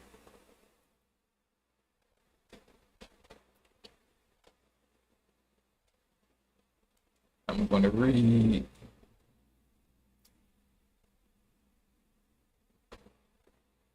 We're going to read the treatment. All right. Because they said that indentured servants were actually being treated worse than slaves. So let's read the treatment. Once indentured, these servants had little control over their destination, as their contracts were sold to local planters on arrival. Ships were often overcrowded and the mortality rate on voyages could be high. One ship which arrived in Barbados in 1638 had lost 80 of its 350 passengers. 23% to sickness by the time it arrived. Pause. So for those folks who asking for those slave ships, they're not slave ships. They're those ships that were sending those indentured servants over. So there's like those work ships. Those are the ships you need to go be looking for the information, because as you can see, the name that you have clearly be tied to these people who actually were coming over. And yes, they were melanated. A lot of them, if not majority. While all indentured servants were treated harshly, Irish Catholics were also subject to English settlers' sense of cultural and religious superiority and considered to be naturally inferior. There you go. That's that part of that superior inferior thing that started between the British against the Irish. They did that. The British against the Irish. All right. And like I said, and the British were utilizing the English to do their bidding via Rome. So a lot of what the English were doing unconsciously, they didn't know why they were doing it, because they all come back from the original same stock of people. Like I said, they're technically related. So English authorities used this perceived difference to justify the poor treatment of the Irish Catholics they colonized, as well as to lay claim to Ireland itself. Masters and government authorities were often suspicious of Irish servants and sometimes targeted them with special restrictions. Legislators in Nevis, for example, passed an act to prevent Papists from settling on the island or holding public office in 1701, which was later repealed, while Montserrat also considered similar legislation to exclude Irish from public and militia positions. Authorities in Barbados did not place similar restrictions, but did require Irish people to take an oath of abjuration before voting or holding office.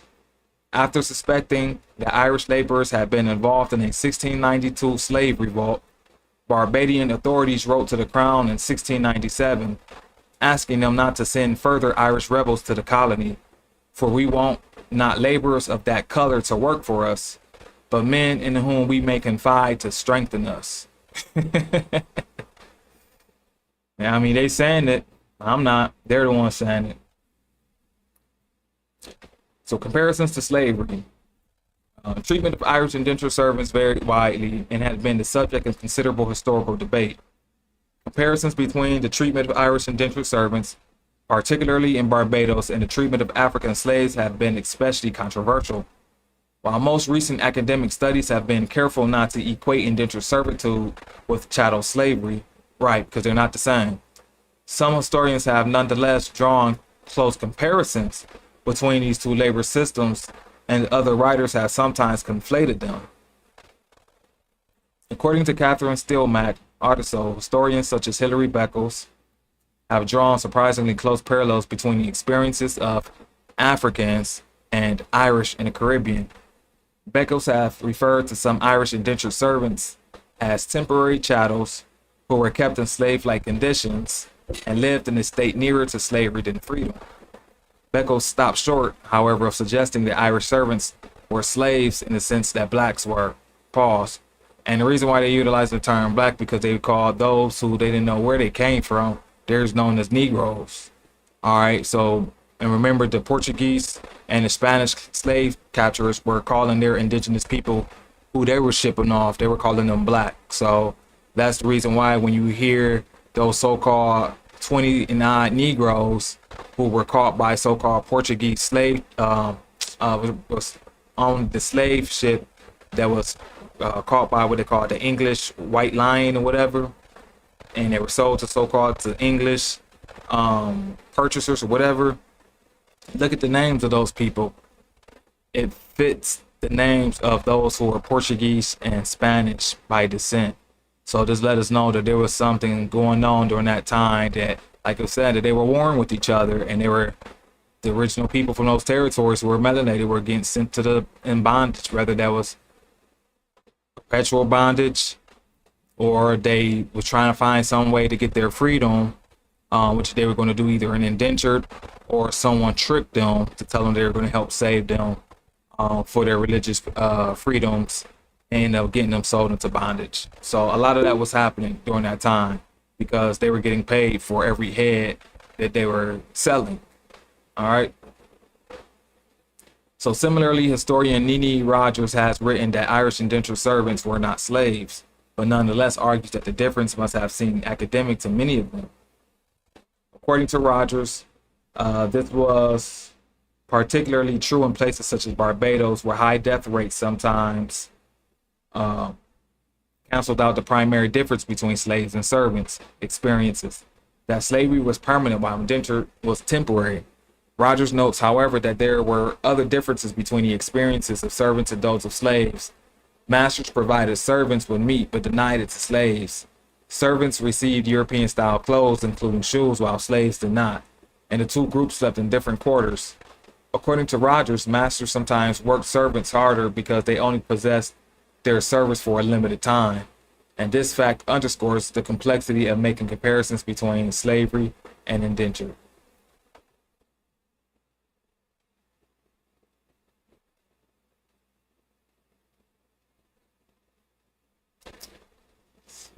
Let me see what I'm going to go to next.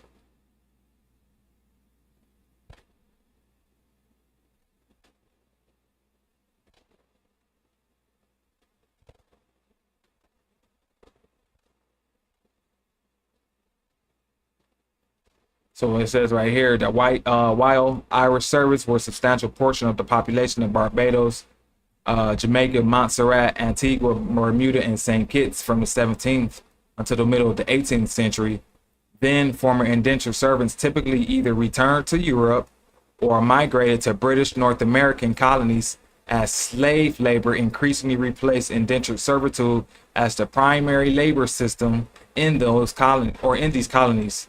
Some, however, stayed, and their descendants, such as the Redlegs of Barbados, still live in the Caribbean today.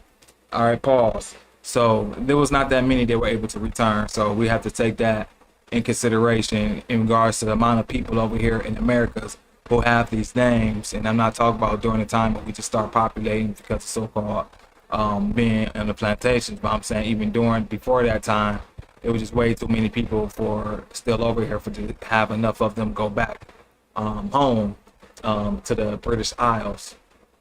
But like it said, and those who were trying to come over to the British North, remember, it was real bad and ruthless when it came down to the slave catchers in the British North America, because even though that you could have been freed, it was times that they were being re-enslaved, recaptured and thrown in bondage, removing people's papers and throwing them in bondage and stuff like that. And so it was real tricky for those to come from, the West Indies islands, which we call the British American Colony Islands, and to have them come up to the mainland, because, it was all about, like I said, how many heads you can get to make it back or to get paid. So if you didn't have proof, or sometimes even if you did have proof, they didn't care. They found ways to make sure that they got what they needed out of the situation. So it was always best to actually be somewhere that didn't practice slavery or forbade it, so that way you had a fighting chance. All right, so let's go ahead and continue with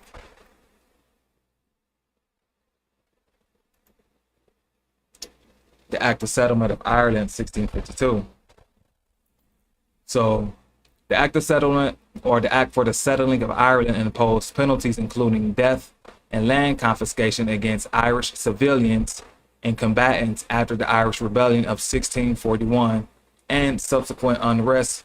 British historian John Morrell wrote that the Act and associated forced movements represented perhaps the greatest exercise in ethnic cleansing in early modern Europe. Pause. So, like they said, Irish, and this was melanated people, brothers and sisters, at this time, because we just showed you from the beginning video, all the melanated folks who have these Irish names. So these are their ancestors, our ancestors, who had went through what they said one of the biggest ethnic cleansing ever in early modern Europe. All right.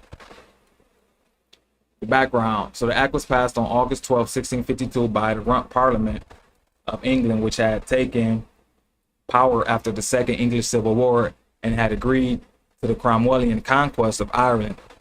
So, like, for instance, for folks who want to know about why we can't find no so-called documentation or information imagery-wise in regards to the melanated nobility from either Ireland, England, even Scotland, stuff like that, you only find a few stuff that was saved, but most of it was destroyed during what they call the iconoclast during the Cromwellian era. So yeah, so Cromwell is the reason why you don't find a lot of that information, brothers and sisters. All right, so it says the conquest was deemed necessary as royalist supporters of Charles II of England had allied themselves with the Confederation of Kilkenny. The Confederation, formed by Irish Catholics during the Irish Confederate Wars, and so were a threat to the newly formed English Commonwealth. That's the British English Commonwealth. The Rump Parliament had a large independent dissenter membership who strongly empathized with the plight of the settlers of the Ulster Plantation, who had suffered greatly at the start of the Irish Rebellion of 1641, and whose suffering had been exaggerated by Protestant propaganda. So the act was also a retribution against those Irish Catholics who had started or prolonged the war. Also, money to pay for the wars had been raised under the 1642 Adventurers Act that repaid creditors with land forfeited by the 1641 rebels. These and other creditors had mostly resold their property interests to local landowners who wanted these recent property transfers reconfirmed by an overriding act for the avoidance of doubt. All right, so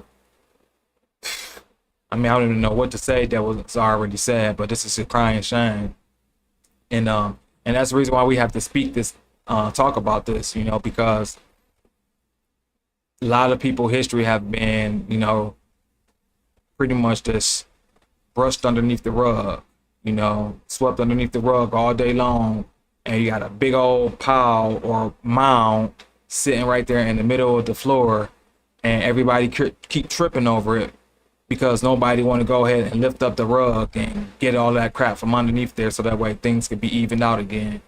So this is part of lifting up that rug, you know, like I said, going underneath into the dark, to the past, because the past is dark for a lot of people, and since they don't know much about the past, it's considered the unknown.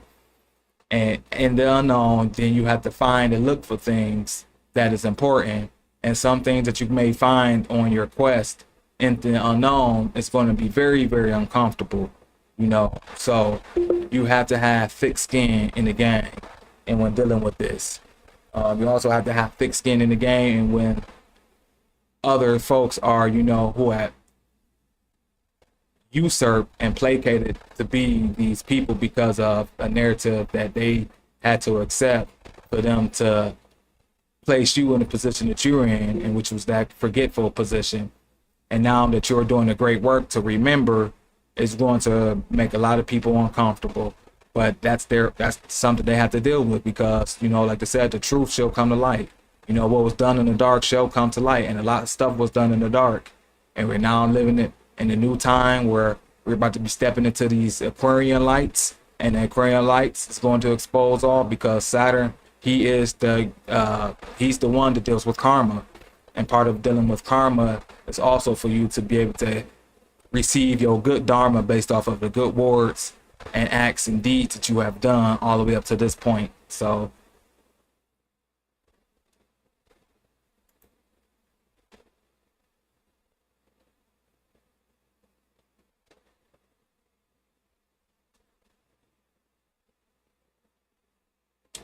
let's see.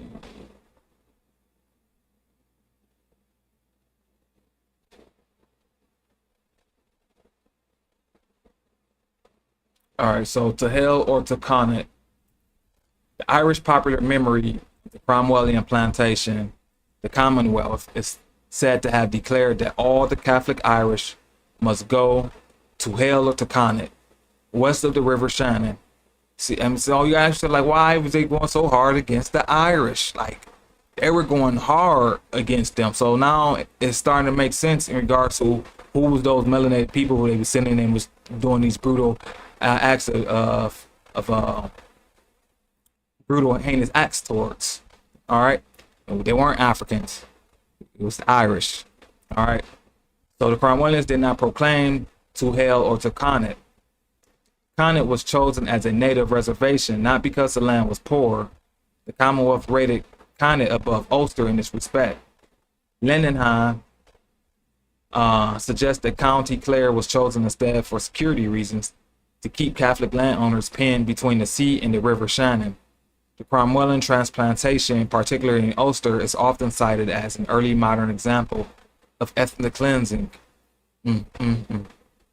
Some Irish prisoners were forcibly sent on ships to the West Indies, where they became indentured servants on sugarcane plantations belonging to British colonialists.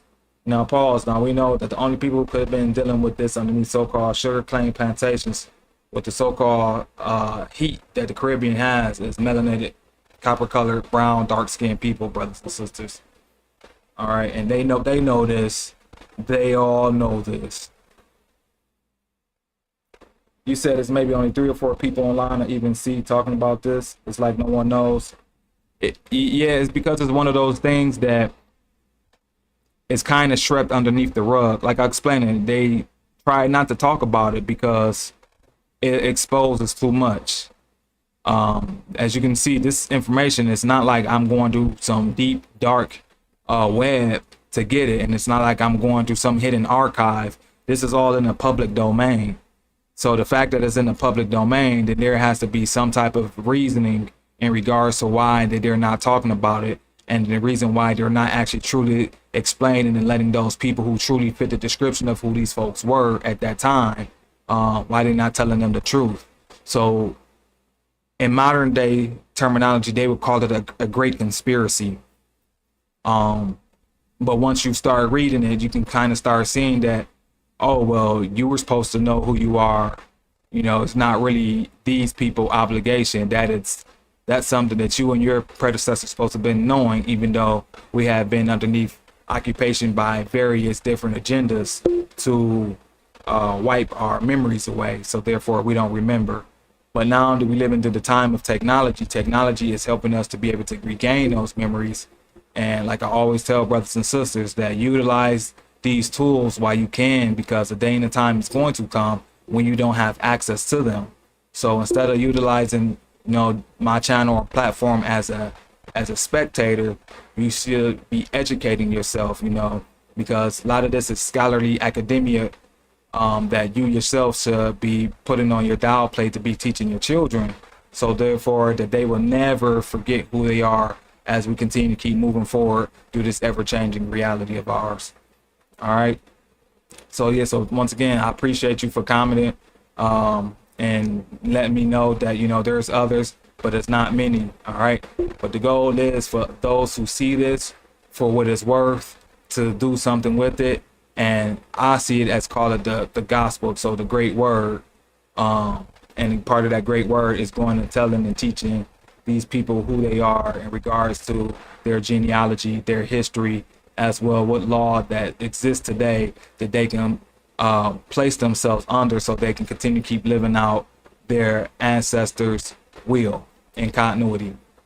So it says the reality. Oh, my bad. So some Irish prisoners were forcibly sent on ships to the West Indies, where they became indentured servants on sugarcane plantations belonging to British colonialists. Pause. Ain't no such thing of no forced indentured servant. All right. So call it what it is. One of the best known islands the Irish flocked to when their period of indenture came to an end was Montserrat. All right. The reality was that the land owner and his family might be dispossessed in the watered land in Connaught and be obliged to live there, generally as a tenant farmer. An example was Thomas Fitzgerald of Turlough, whose parents were moved from Gordon's Castle to land granted in Turlough, County Mayo. The vast majority of the population outside the 6 counties that would later be partitioned into Northern Ireland were expected to remain where they lived and to continue as tenant farmers or servants under the new freeholders.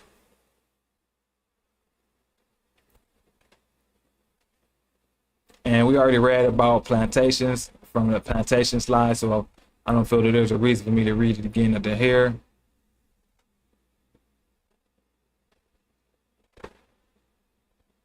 All right, so that's that for that, or that's it for that for the settlement of Ireland.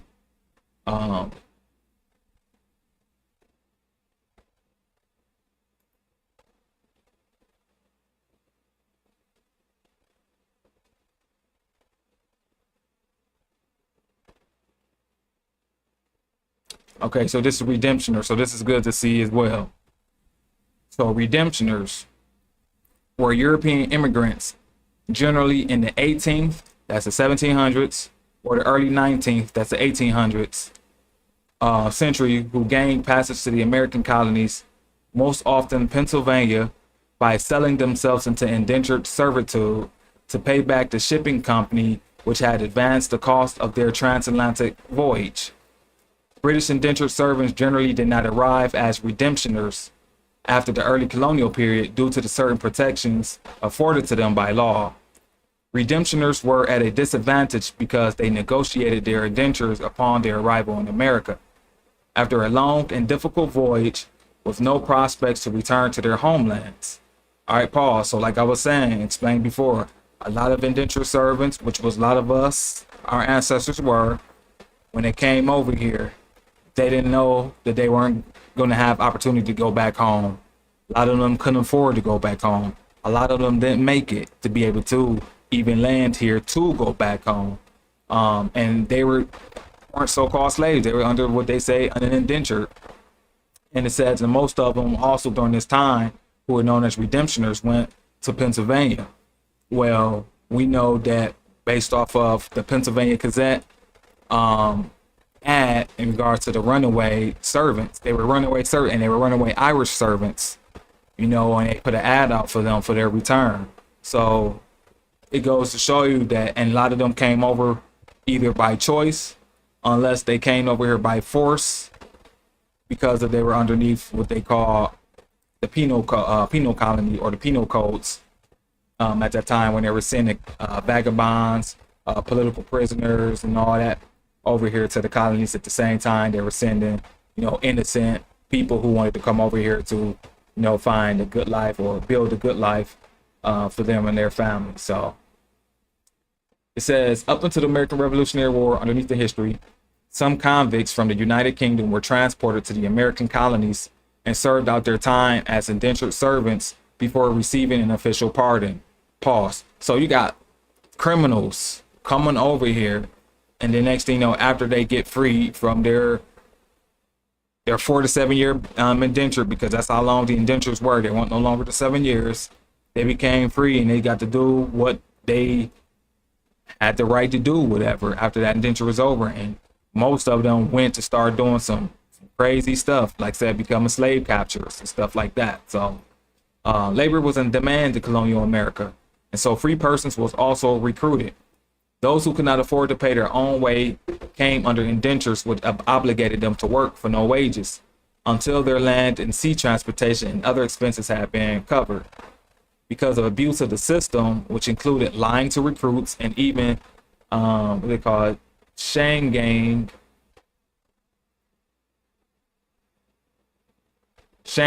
I think that's what that is. The British Parliament enacted laws protecting British subjects from the worst abuses. The law required that the specific terms and conditions of servitude to be approved by a magistrate in Great Britain, and that any indentures not bearing a magistrate's seal were unenforceable in the colonies. Pause. Those are those papers, brothers and sisters. Those are those indentured papers. So you had to have documentation. You had to have documentation.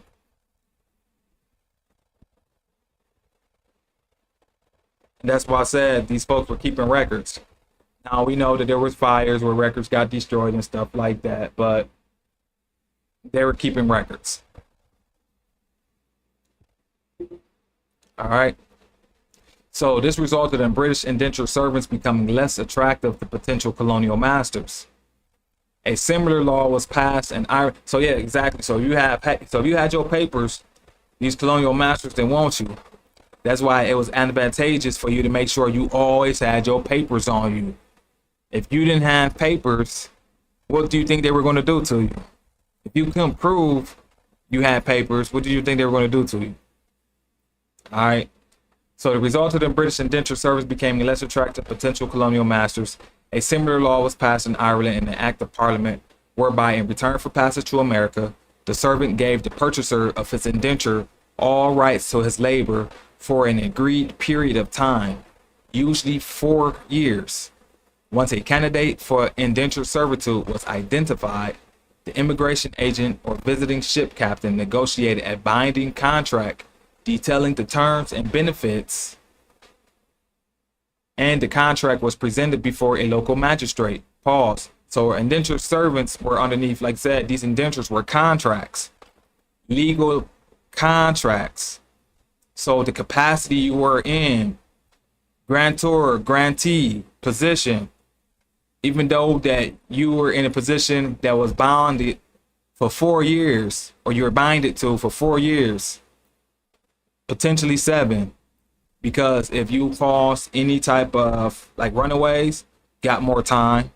And then if you was a woman and you got pregnant, you got more time. And those are just 2 instances that we know of. All right. So non-British immigrants had no such protections. Exactly. If they used a redemptioner system, they were forced to negotiate their indentures with their future master at the worst possible time before they were allowed to leave a stinking, vermin-infested ship at the end of a long voyage. Yeah, so they didn't care if you were not subjects, because subjects, I mean, they cared about them, but they didn't care about them. But those who didn't have papers, who wasn't subjects, they really didn't care about you. All right. A few early 18th century German-speaking colonists later sent for family members back in the old world by agreeing with the shipping companies to redeem their loved ones off the arriving vessel by paying the passage more or less a form of COD, which means cash on delivery for human cargo. So pause. So remember, so this maritime language, as you can see, has not went anywhere. This maritime mercantile language has not gone anywhere. All right. So you understand what's taking place today was something that was already going on back then in the 1600s, was instituted, you know, where they already had this set up. You may call it something different, but the operation of how it works is still the same. So ship owners soon saw this as a lucrative opportunity. They recruited Europeans to immigrate without payment up front and allowed anyone in the American colonies to redeem the travelers. You hear that? I mean, that's a shame, but it's crazy what's going on. All right, you said facts. They just have brothers and sisters jumping from false group to false group. Absolutely. Well said. False group, because none of these groups stand on genealogy in regards of their position or their capacity to teach and what they're coming from.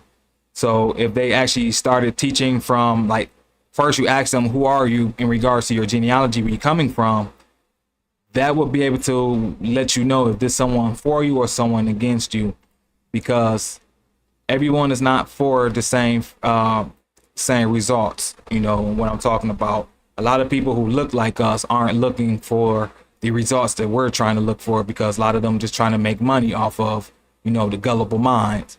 And our brothers and sisters, since they're emotional by nature, and there's nothing wrong with that, but they're emotional by nature, it's easy for them to accept something that caters to their emotional side. And that's what a lot of these charlatans are doing out there, is catering to them via their emotional side. So the goal is, you know, to teach you the truth, which is going to be uncomfortable, but through these uncomfortable truths, you're going to be able to heal and grow. So like I said, it's uncomfortable for me to read it, but as me being a messenger, I have to do my job. As a trustee, I have to do my work. So, and as you as beneficiary, it is your obligation to listen. So therefore you can actually inherit what is actually truly yours and always been yours. You just forgot. All right. So it says, the ship's owners soon saw this as a lucrative opportunity. They recruited immigrants, European immigrants, or Europeans to immigrate without payment up front, and allowed anyone in American colonies to redeem the travelers. The fair was set up by the shipping company, and the prospective master bargained directly with the immigrant to determine how many years he or she will work to pay off the loan for the fair. Pause. So that's what most of for the indentured servants were paying, or were setting themselves up for those indentures for. Because remember, everybody wanted to come to what they call the new world.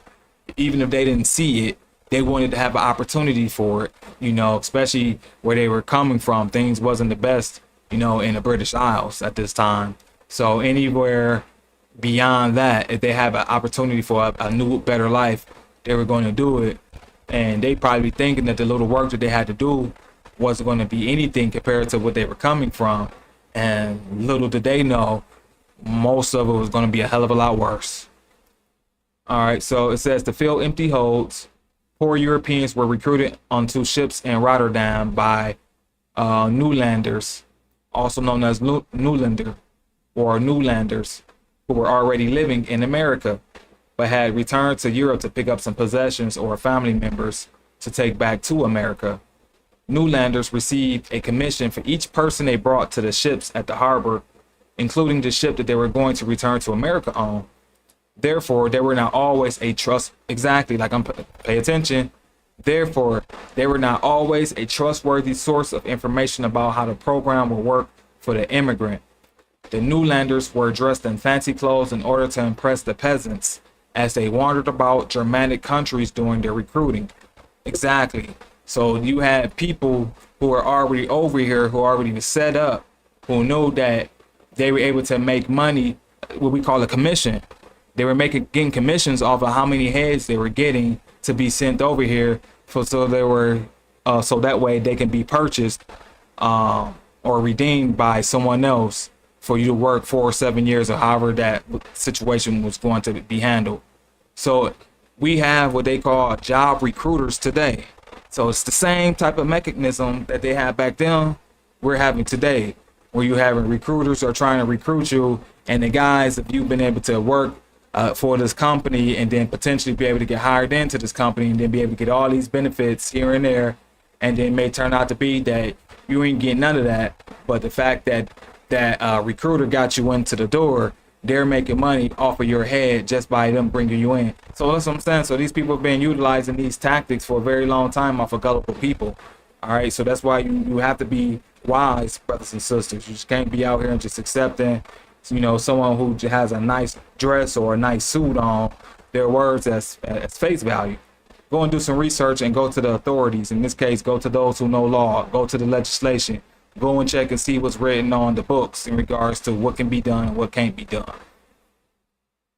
All right, so it says the vast majority of these poor, go now, pay later travelers were not redeemed by family members in America, and so the term is misleading in that most of them paid for their immigration with their own toil, tears, and sometimes their life as a redemptioner. In America, their labor was considered a good to be lawfully bought and sold until their indentures matured. Exactly, so your sweat equity. The main differences between redemptioners and African slaves were that redemptioners came out of their own accord, even if misinformed, and that they had some legal rights and an out of indenture date to look forward to. An example how the indentured servant was viewed is the 1662 Virginia law that forced both slave and indentured servant females who bore children by their masters to serve even more time after their indentures had ended for an additional 2 years for the local church wardens. Pause. And this is all during the time where they passing what they call Partus Seculatur Videntrium, which means the status of the belly, which said that the children who were born by women in bondage would take on the status of their mothers, and if their mother was a slave, then the child would take the status or the capacity of a slave as well. If the mother was an indentured servant, then the child born would take on the capacity as of an indentured servant. All right, so that's how that was. So that was removing the father out of the picture in regards to the children taking the status of the father, because underneath English common law, the children took the status of the father, and then also too through the Irish Brehon law during that time, the children were taking the status of the father, because that's the way things were done during those times. No penalty was specified for their masters for what they had done to them. On the other hand, the Virginia law of the same year stipulated that any servant giving notice to their masters, having just cause of complaint against them for harsh and bad usage, or else for want of diet or convenient necessaries, shall have remedy for his grievances. Pause. So it's letting you know that indentured servants and slaves were not underneath the same capacity when it came down to legal sense. All right, because you can sue according to indentured servants, slaves can sue. Abuse of redemptioners on board the ships is well documented. If a person died after halfway across the Atlantic, the surviving family members had to pay for the deceased fare. The redemptioner's baggage was often pilfered by the crew as well. Furthermore, many travelers started their journey with sufficient funds to pay their way, but were overcharged, so they arrived with a debt to settle, and therefore they had to be redeemed. See? You see how a lot of these crooked ships were? You know, they were just trying to get money, some shape, fashion, or form. You know, crooked tactics is just one of those things that happens in business. They go hand in hand. You're going to find a crook in many different businesses. And like I said, what they were doing back then, they still doing today. If the ship needed to sail back to Europe before all of the passengers and indentures had been sold, an agent in an American port kept them confined until a buyer presented himself. There you go. The redemptioners who became indentured servants ended up working as farm laborers, household help, in workshops, and even as store clerks. They were typically prevented from marrying until after their term of service ended. Often the terms of separation stipulated that the servant receive a suit of clothing and sometimes a shovel or an axe. Also, some contracts required the master to teach the servant to read and write from the Bible. Conditions were sometimes harsh, as evidenced by the list and paid announcements for the return of escaped servants in the newspapers.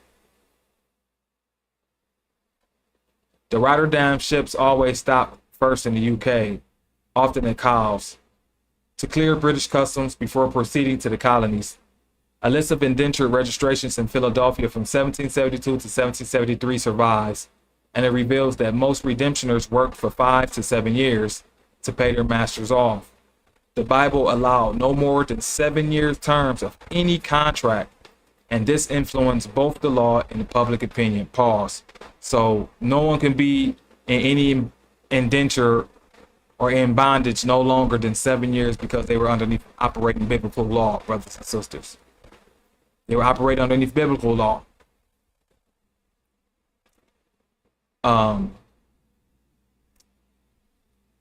So we have redemptioner. Let's talk about now the indentured servitude in Virginia. All right. So the indentured servitude in Virginia. Indentured servitude in continental North America began in the colony of Virginia in 1609, initially created as means of funding voyages for European workers to the New World. The institution dwindled over time as the labor force were replaced with enslaved Africans. Servitude became a central institution in the economy and society of many parts of colonial British America. Abbott Emerson Smith, a leading historian of indentured servitude during the colonial period, estimated that between 1/2 and 2/3 of all white immigrants to the British colonies between the Puritan migration of the 1630s and the American Revolution came under indenture. For the colony of Virginia specifically, more than 2/3 of all white immigrants, male and female, arrived as indentured servants or transported convict mode servants. Pause. Now, remember when they're utilizing this term, white, they weren't so-called just talking about so-called skin tone. These were political terms in an ecclesiastical capacity, because those who were considered white were those who came from the British Isles or Great Britain, who were still underneath the fold and the yoke of the constituting power, who were considered the superior, especially when it came to those folks who were in the church. Those who were not only not part of the church, but were from a foreign, different place, will have and was melanated, were underneath what they call black. And also, too, people who were also not so-called melanated in complexion were also underneath those terms, too, brothers and sisters. So I know it's a lot of confusion that people have to learn to get over, to figure out, but that's truly what it is. And to cooperate with that, you can take a look at your racial classification in the United States in regards to those terms, white and black, and what it actually truly means, because that's the way it was known back then, but it wasn't constituted all of the various different countries you see that fits underneath that now. It was just those so-called countries at this time, who in this case we was talking about Great Britain. So it'll be like Scotland and England, and then eventually the Irish, but at this time it was just Scotland, England, and the Welsh. The Irish were, like we see, were considered the inferior people because they were going to war with them. All right, so let's read. It said, so the indentured servitude in the continent of North America began in the colony of Virginia in 1609. Oh, I already read that, sorry. Abbott Emerson Smith, a leading historian of indentured servitude during the colonial period, he estimated that between the 1/2 and 2/3 of all white immigrants to the British colonies between the Puritan migration of the 1630s and the American Revolution came under indenture. For the colony of Virginia, specifically, more than 2/3 of all white immigrants, male and female, arrived as indentured servants or transported convict bond servants. Origins. Indentured servitude first appeared in use in Virginia in 1609. So if it first appeared in Virginia in 1609, then we know the first folks who they having an indentured servitude, it was who? It was the Irish, all right? And so the people who they were sending also to for the colonies or plantations will not only be the Irish, but it also will be those people who colonized the territory that we called Ireland, and that would be the British, all right? The British at this time composed those who they say come from Ireland, excuse me, not Ireland, those who composed who come from England and Scotland and Wales, all right? So those lands newly acquired from the Powhatan Indians by the white settlers required large amounts of tedious labor in order to transform into profit-producing tobacco farms. The most critical economic problem facing early investors in the Virginia Company and the settlers they sent to North America was recruiting and motivating an adequate labor force. Initial efforts to build a labor force yielded disappointing results. Passage fares to Virginia in the early 17th century were high, relative to the annual wages of English servants in husbandry or hired agricultural laborers. Few prospective migrants were able to pay the cost of their voyage out of their own accumulated savings. To resolve this issue, Virginia Company decided to use its own funds to advance the cost of passage to prospective settlers. The company's advance took the form of a loan to the migrants, who contracted to repay this debt out of their net earnings in America. The company went on to design 3 different forms of servitude contracts. All right, so part of that loan, which we can say, they were just already just garnishing it out of their checks. Before they even got it, we just go take it out of your check. You know, you owe, instead of, just waiting for you to pay, we just go take it out and then give you whatever is left over. And most time you ain't have nothing left over until it was done for you to be done with that contract. All right, so there was 3 forms of servitude contracts. The first indentured servitude contract was 1609 to 1619. The first form of indentured servitude contract was designed and implemented in 1609 and used to 1619. Under this contract, the Virginia Company's funds were used to pay transportation costs for immigrants. In exchange, the immigrants were required to work directly for the company once they arrived in Virginia. The contracts also stipulated that in return for their labor in Virginia, the immigrants will become investors in the company enterprise. With claim to a share in a division of the company's profits, immigrants will receive their share at the end of their 7-year labor contract. This arrangement was largely unpopular amongst laborers due to their living and working conditions. The men were required to live and work communally under quasi-military conditions. The tasks assigned to the laborers were arduous, and the food was scanty. Some workers chose to run away to live with the Indians, and the only way they was able to do that because they were the same complexion, melanated. The company felt that this action threatened the continued survival of their enterprise and reacted forcefully to the crime. Recaptured laborers were subject to capital punishments that included being hung, burned to death, or shot. So this is the reason why a lot of brothers and sisters, when they said like all their ancestors were slaves, it's because of a lot of the actions that happened to the indentured servants were reminiscent to the actions that actually happened to the slaves during transatlantic slave time, when slaves were trying to get freed in etc.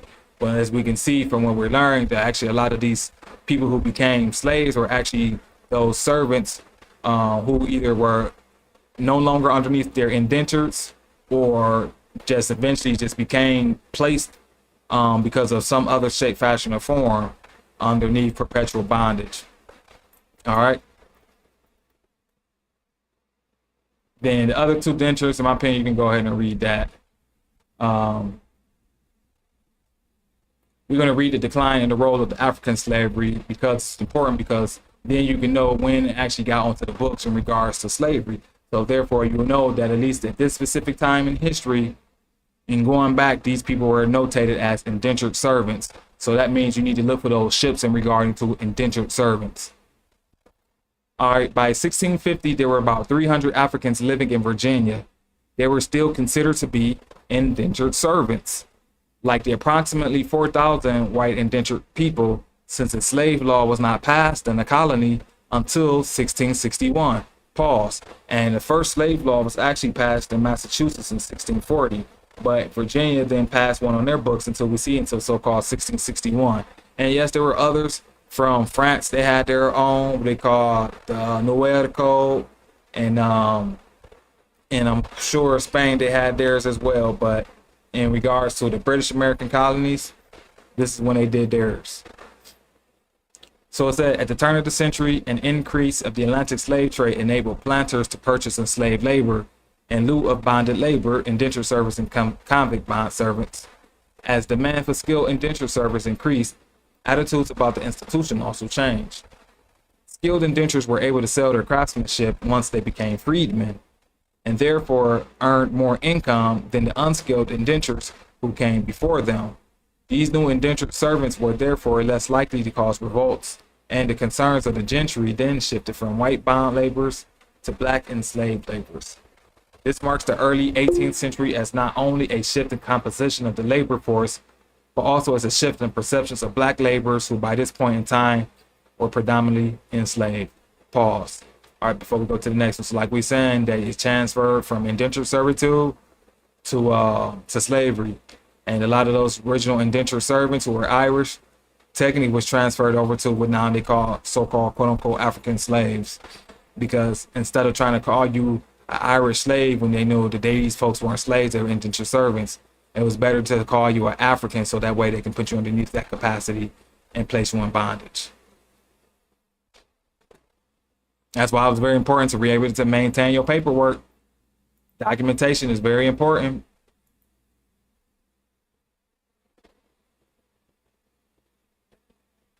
And for us to wrap this up with this part 2.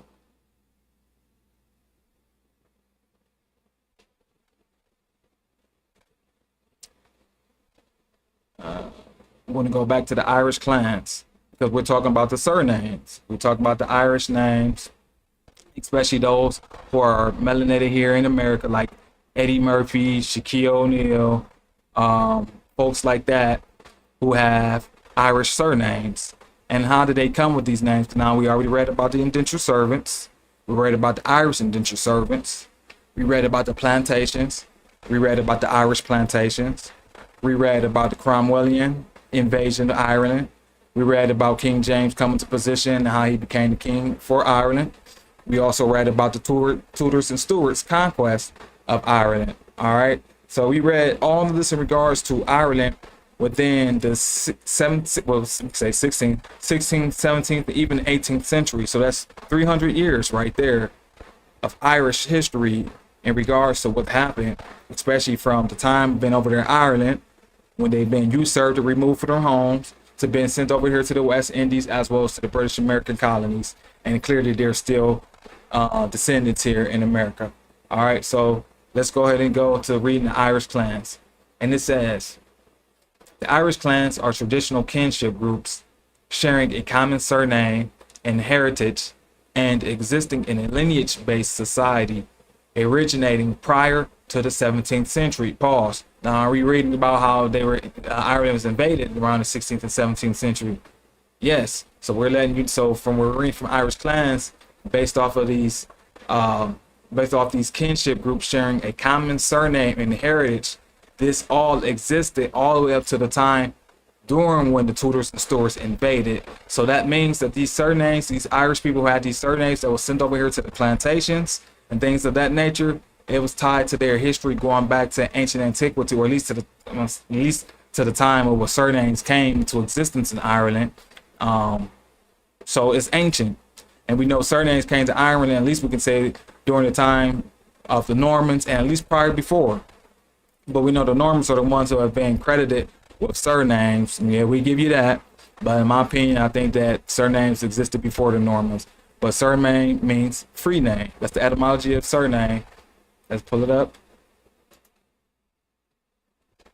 Surname. 13th century. Additional name, or excuse me, 1300s, which is the 12th century. Additional name and name title. 14th century, which is 1300s. Additional name and title or epithet added to a person's baptismal or Christian name. From sir, which means above. From Latin super, see sir, plus name. The word is modeled on an English from Anglo-French surname. Early 14th century, a variant of Old French surnom from sir over from nom, name. Surnom also used in Middle English as compared nickname. Usually derived from a quality. So remember, your surname usually is from a quality, an achievement, or a place, like where your ancestors come from. Surnames tended to be passed down and become family names. Hence, the word took the sense of a family name, a last name by the 14th century. Hereditary surnames existed among Norman nobility in England in early 12th century. Among the common people, they began to be used in the 13th century. increasingly frequent until near universal by end of 14th century. The process was later in the north of England. An Old English word for this was phreonoma, etymologically free name.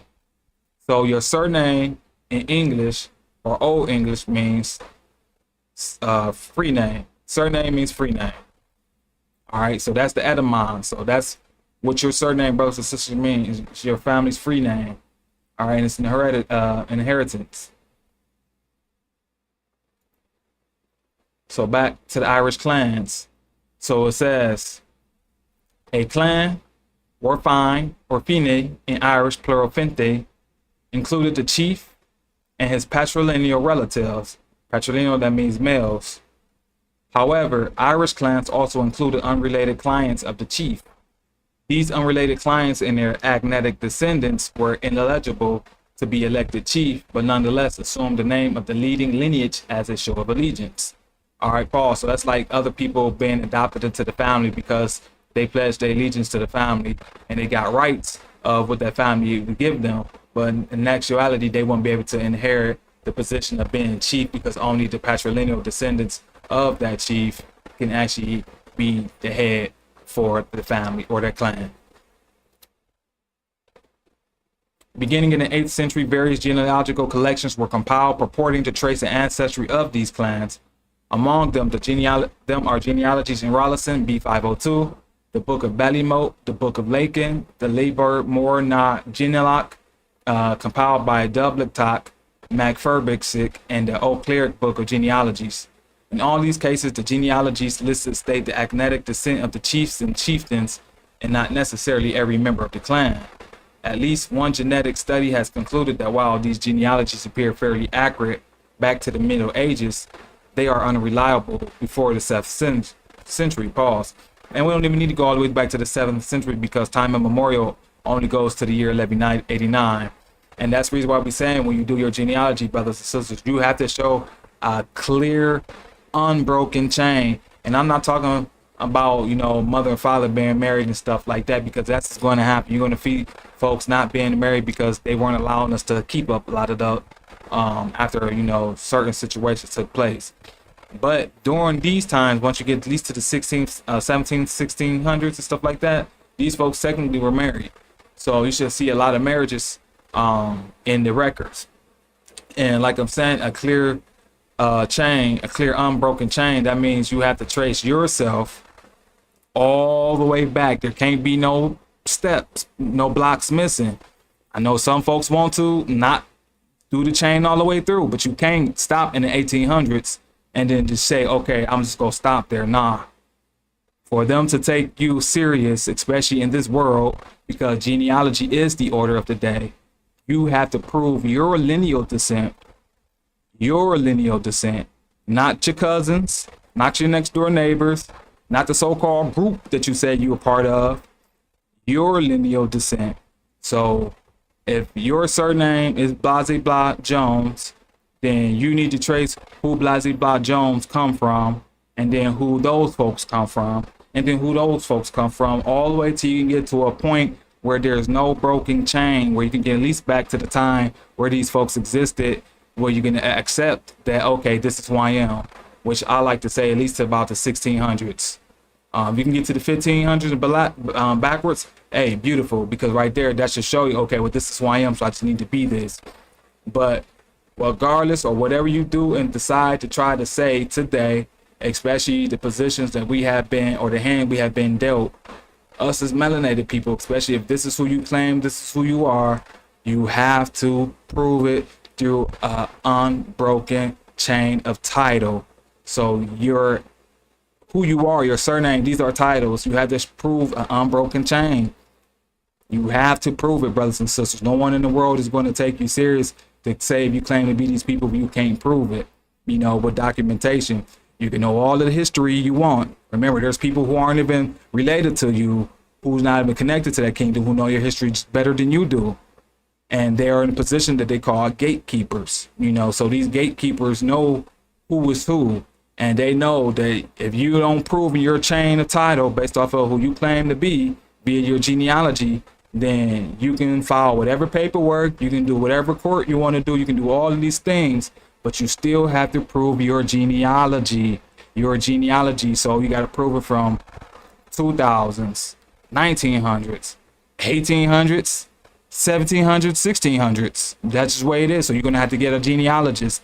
You're going to have to pay money, invest in these type of things, especially if you want the world to be able to take who you claim you descend from serious. Because at the end of the day, we know that this is something that has to be taken serious, and it can't be taken lightly. And if it can't be taken lightly, then they're not going to take it lightly in regards to you when you're making a claim.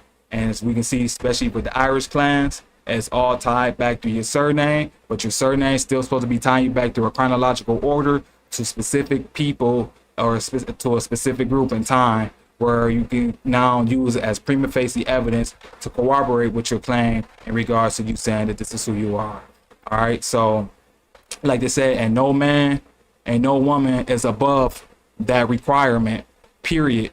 You have to show your proof of your genealogy. So you have to show it from, once again, from who you are all the way to the 1900s, to the 1800s, to the 1700s, to the 1600s. And I know a lot of you got stuck at the 1800s, so that's the time where you need to start investing and putting your money to the side and start looking for a genealogist.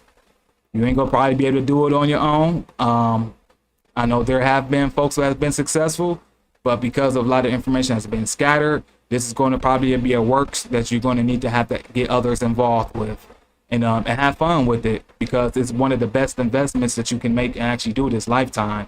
So you're getting your paperwork straight. This is how you get your house in order. So at the end of the day, you don't have to worry about anyone trying to deny or to try to disqualify your position, because you're going to get new people who might actually have just a better so-called claim and whatever it is you claim you are, because of they fit the position via academic succession.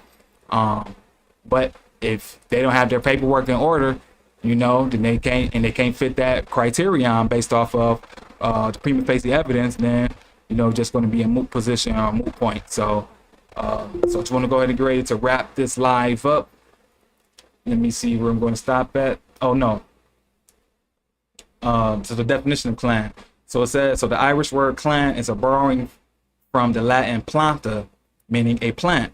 So a clan is a plant. So for those of you, especially the men, remember, you have the seed. The sperm is the seed. So you plant the seed in the soil that's most suitable for your growth. In this case, the soil is woman. Woman is soil. Man is seed. And most suitable for your growth is one who recognizes this information to bring you back into totality, to keep the people moving forward in continuity. All right. So the clan was used. So plant, meaning a plant, an offshoot, offspring, a single child or children, by extension, race or descendants. So for instance, the O'Daly family were poetically known as Clan Daly, from a remote ancestor called Dalek. Clan was used in the later Middle Ages to form a plural for surnames beginning with Mac, meaning son of. For example, Clan Carthic, meaning the men of McCarthy family, and Clan Sabine, meaning the men of the McSweeney family. Clan was also used to denote a subgroup within a wider surname. The descendants of a recent common ancestor, such as the Clan Odie Boidi, I hope I said that right, or the O'Neills of the Clan Boy, whose ancestor was Old Boidi, who died in 1298. Such a clan, if sufficiently closely related, could have common interests in land ownership, but any political power wielded by their chief was territorially based. All right.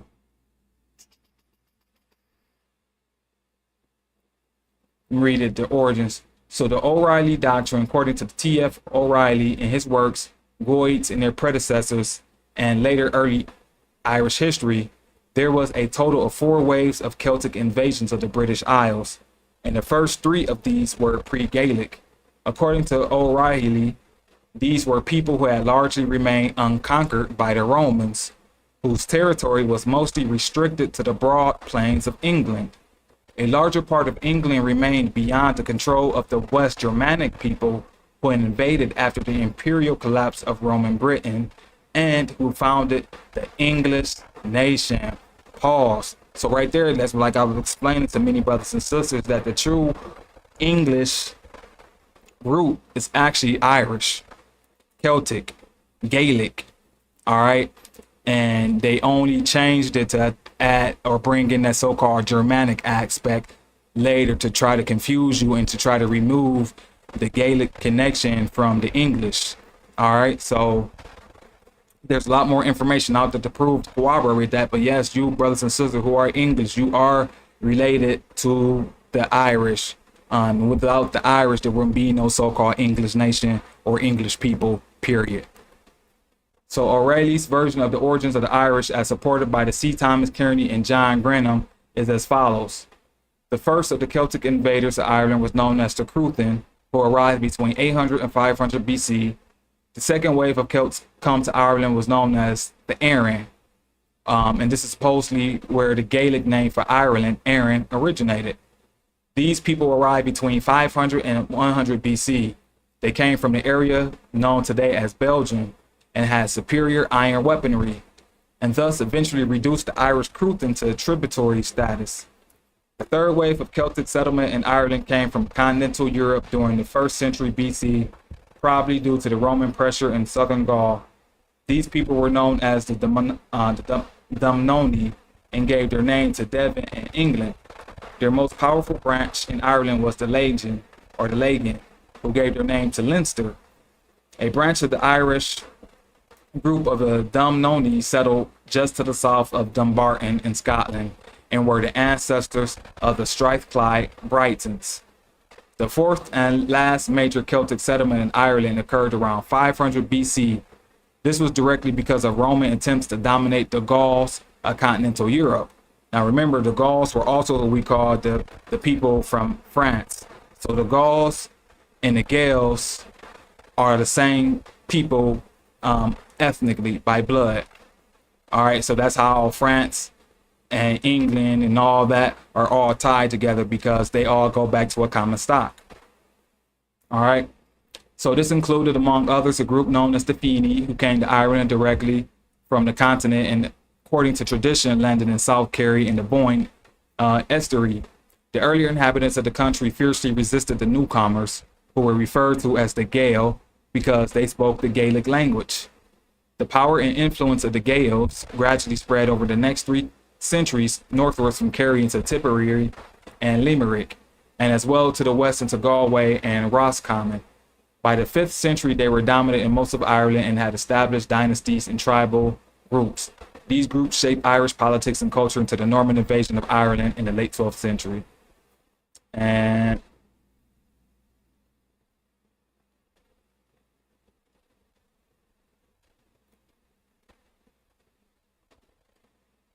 I already spoke in regards to the Gaels, the tribes of Gaels. So remember, we're talking about the Irish clans. So based off of your surname will tie you back to what tribe you come from. All right. So from those Irish people up to the 17th century, you know, their surnames, and I would still say going further, because they ain't really mixed up with no new so-called folks. But their surname will tie them back to the tribe of the people who they come from. All right. And I already explained many times that my grandfather, his name is Wilford Hart.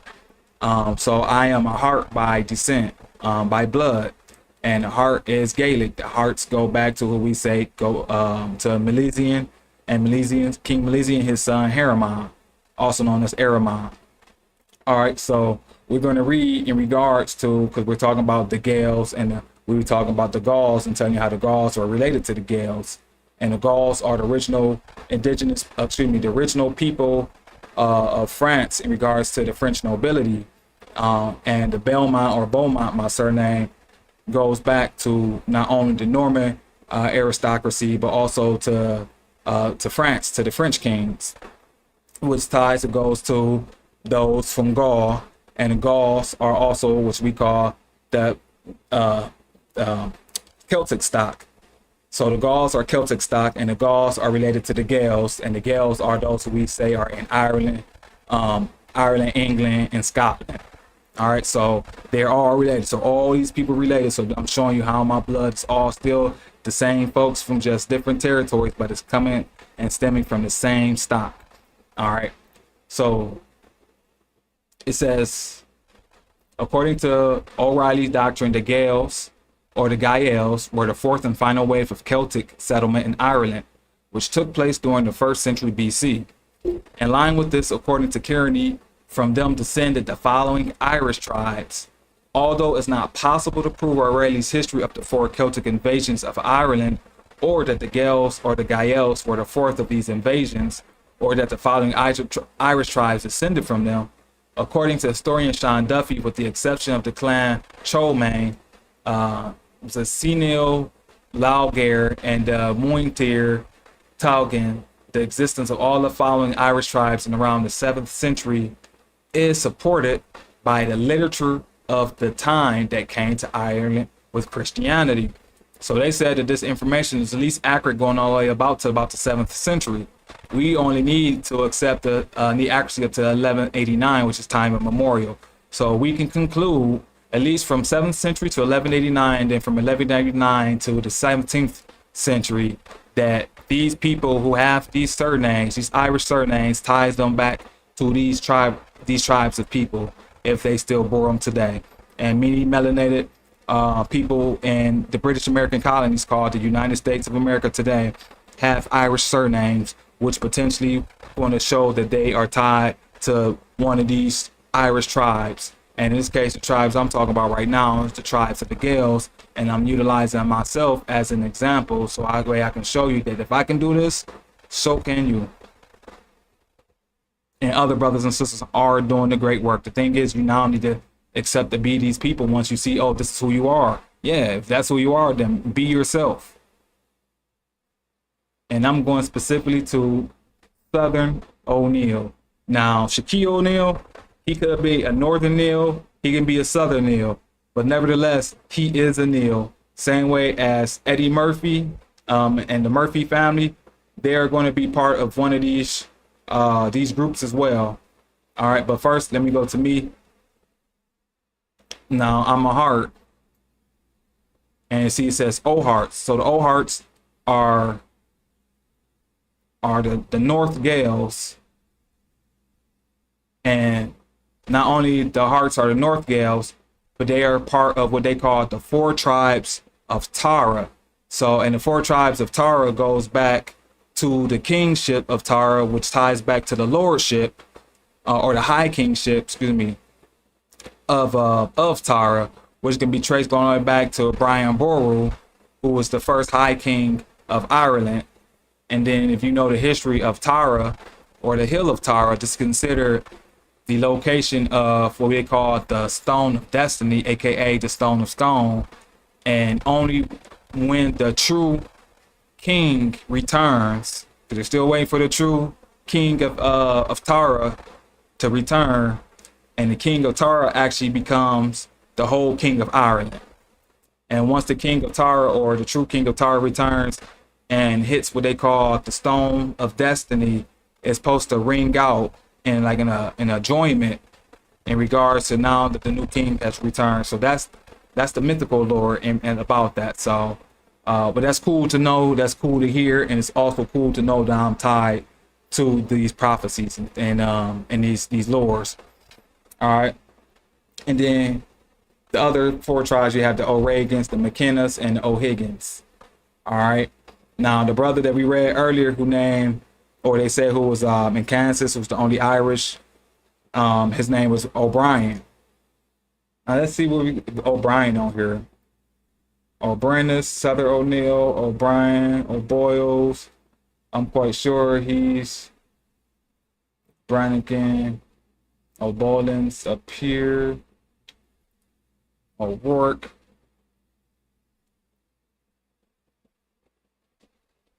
Here. This is O'Brien, if I'm not mistaken. It'll be this one.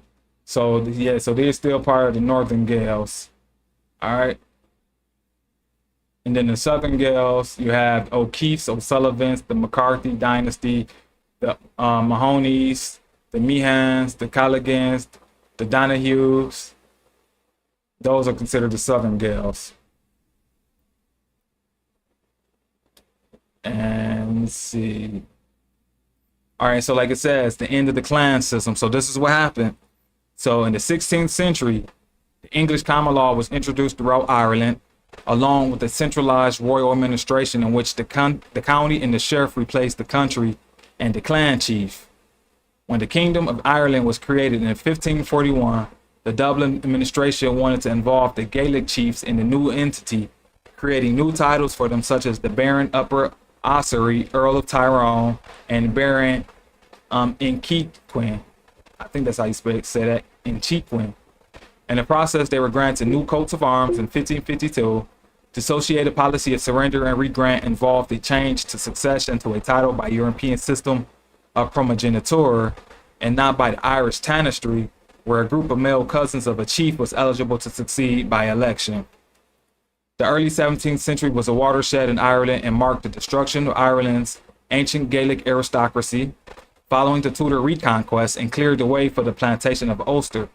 In 1607, the senior Gaelic chiefs of Ulster left Ireland to recruit support in Spain, but failed, and instead eventually arrived in Rome, where they remained for the rest of their lives. After this point, the English authorities in Dublin established real control over all of Ireland for the first time, bringing a centralized government to the entire island and successfully disarming the native clans and their lordships. So that's what happened to those brothers and sisters who have Irish surnames that have been anglicized, that's here in the British American colonies you now call the United States, whose predecessors were actually here in the plantations, where the plantations got their start going all the way back to the territory that we call Ireland today, that was being instituted by what we call the Stuarts and the Tudors via their conquest of Ireland and dissolution of the monasteries. All right, so I'm going to play the video possibly one last time, because nope, I ain't gonna play it one last time because it's not up. So I'm about to go through that again. So maybe another video I'm going to play on another day when I do my next build, brothers and sisters. So I appreciate you for stopping by. I appreciate you for making time on this beautiful Sunday to build with me on this fellowship, on this Sabbath, on the last Sabbath of this cycle. All right, and like I said, the new Sabbath cycle starts to will be calculated tomorrow, because tomorrow's the new moon, and 7 days after the new moon is the day that the Sabbath falls on. So 7 days after tomorrow will be Monday. So that means that the Sabbath is going to be Monday for the next 4 weeks. All right. So that being said, brothers and sisters, I love you. Take care of your family members. You know, take care of your friends, your loved ones, your neighbors. You know, those in your community. Look out for them, especially during these times that we're living in. You know, because at the end of the day, we're all that we have. You know, we have to look out for this planet that we all have to live and exist on, because as far as we know, it's the only planet that can harbor advanced biological life forms like us. You know, so for those who are ready to start, you know, transitioning from eating, you know, our animal kin folks, start bringing yourself more to a plant-based diet. You know, a plant-based way of eating and doing things, because the more you do that, the easier it's going to be for you to be able to understand the information that's going to be coming your way, for you to be able to download it, and for us to be able to return back to the original position. That's going to be required for you to be into do, because, you know, we're supposed to be plant eaters, you know, and the way for us to go back to that original position is by understanding that and making that part of our dietary repertoire. So with that being said, stay tuned for the next build. Don't forget to like, share, subscribe if you want to donate and help the channel. So because the channel is help to the bigger cause at play, donate at $ Dion Belmont at Cash App. If you want to get any more information in regards to a 101 build, you can email me at thenobleHouseofBelmont@gmail.com. I try to respond to my email as soon as possible. You know, I still have to do my charitable services out here as well. and live a regular life just like you brothers and sisters do on an everyday basis. So with that being said, thank you. I love you. Peace. I'm out.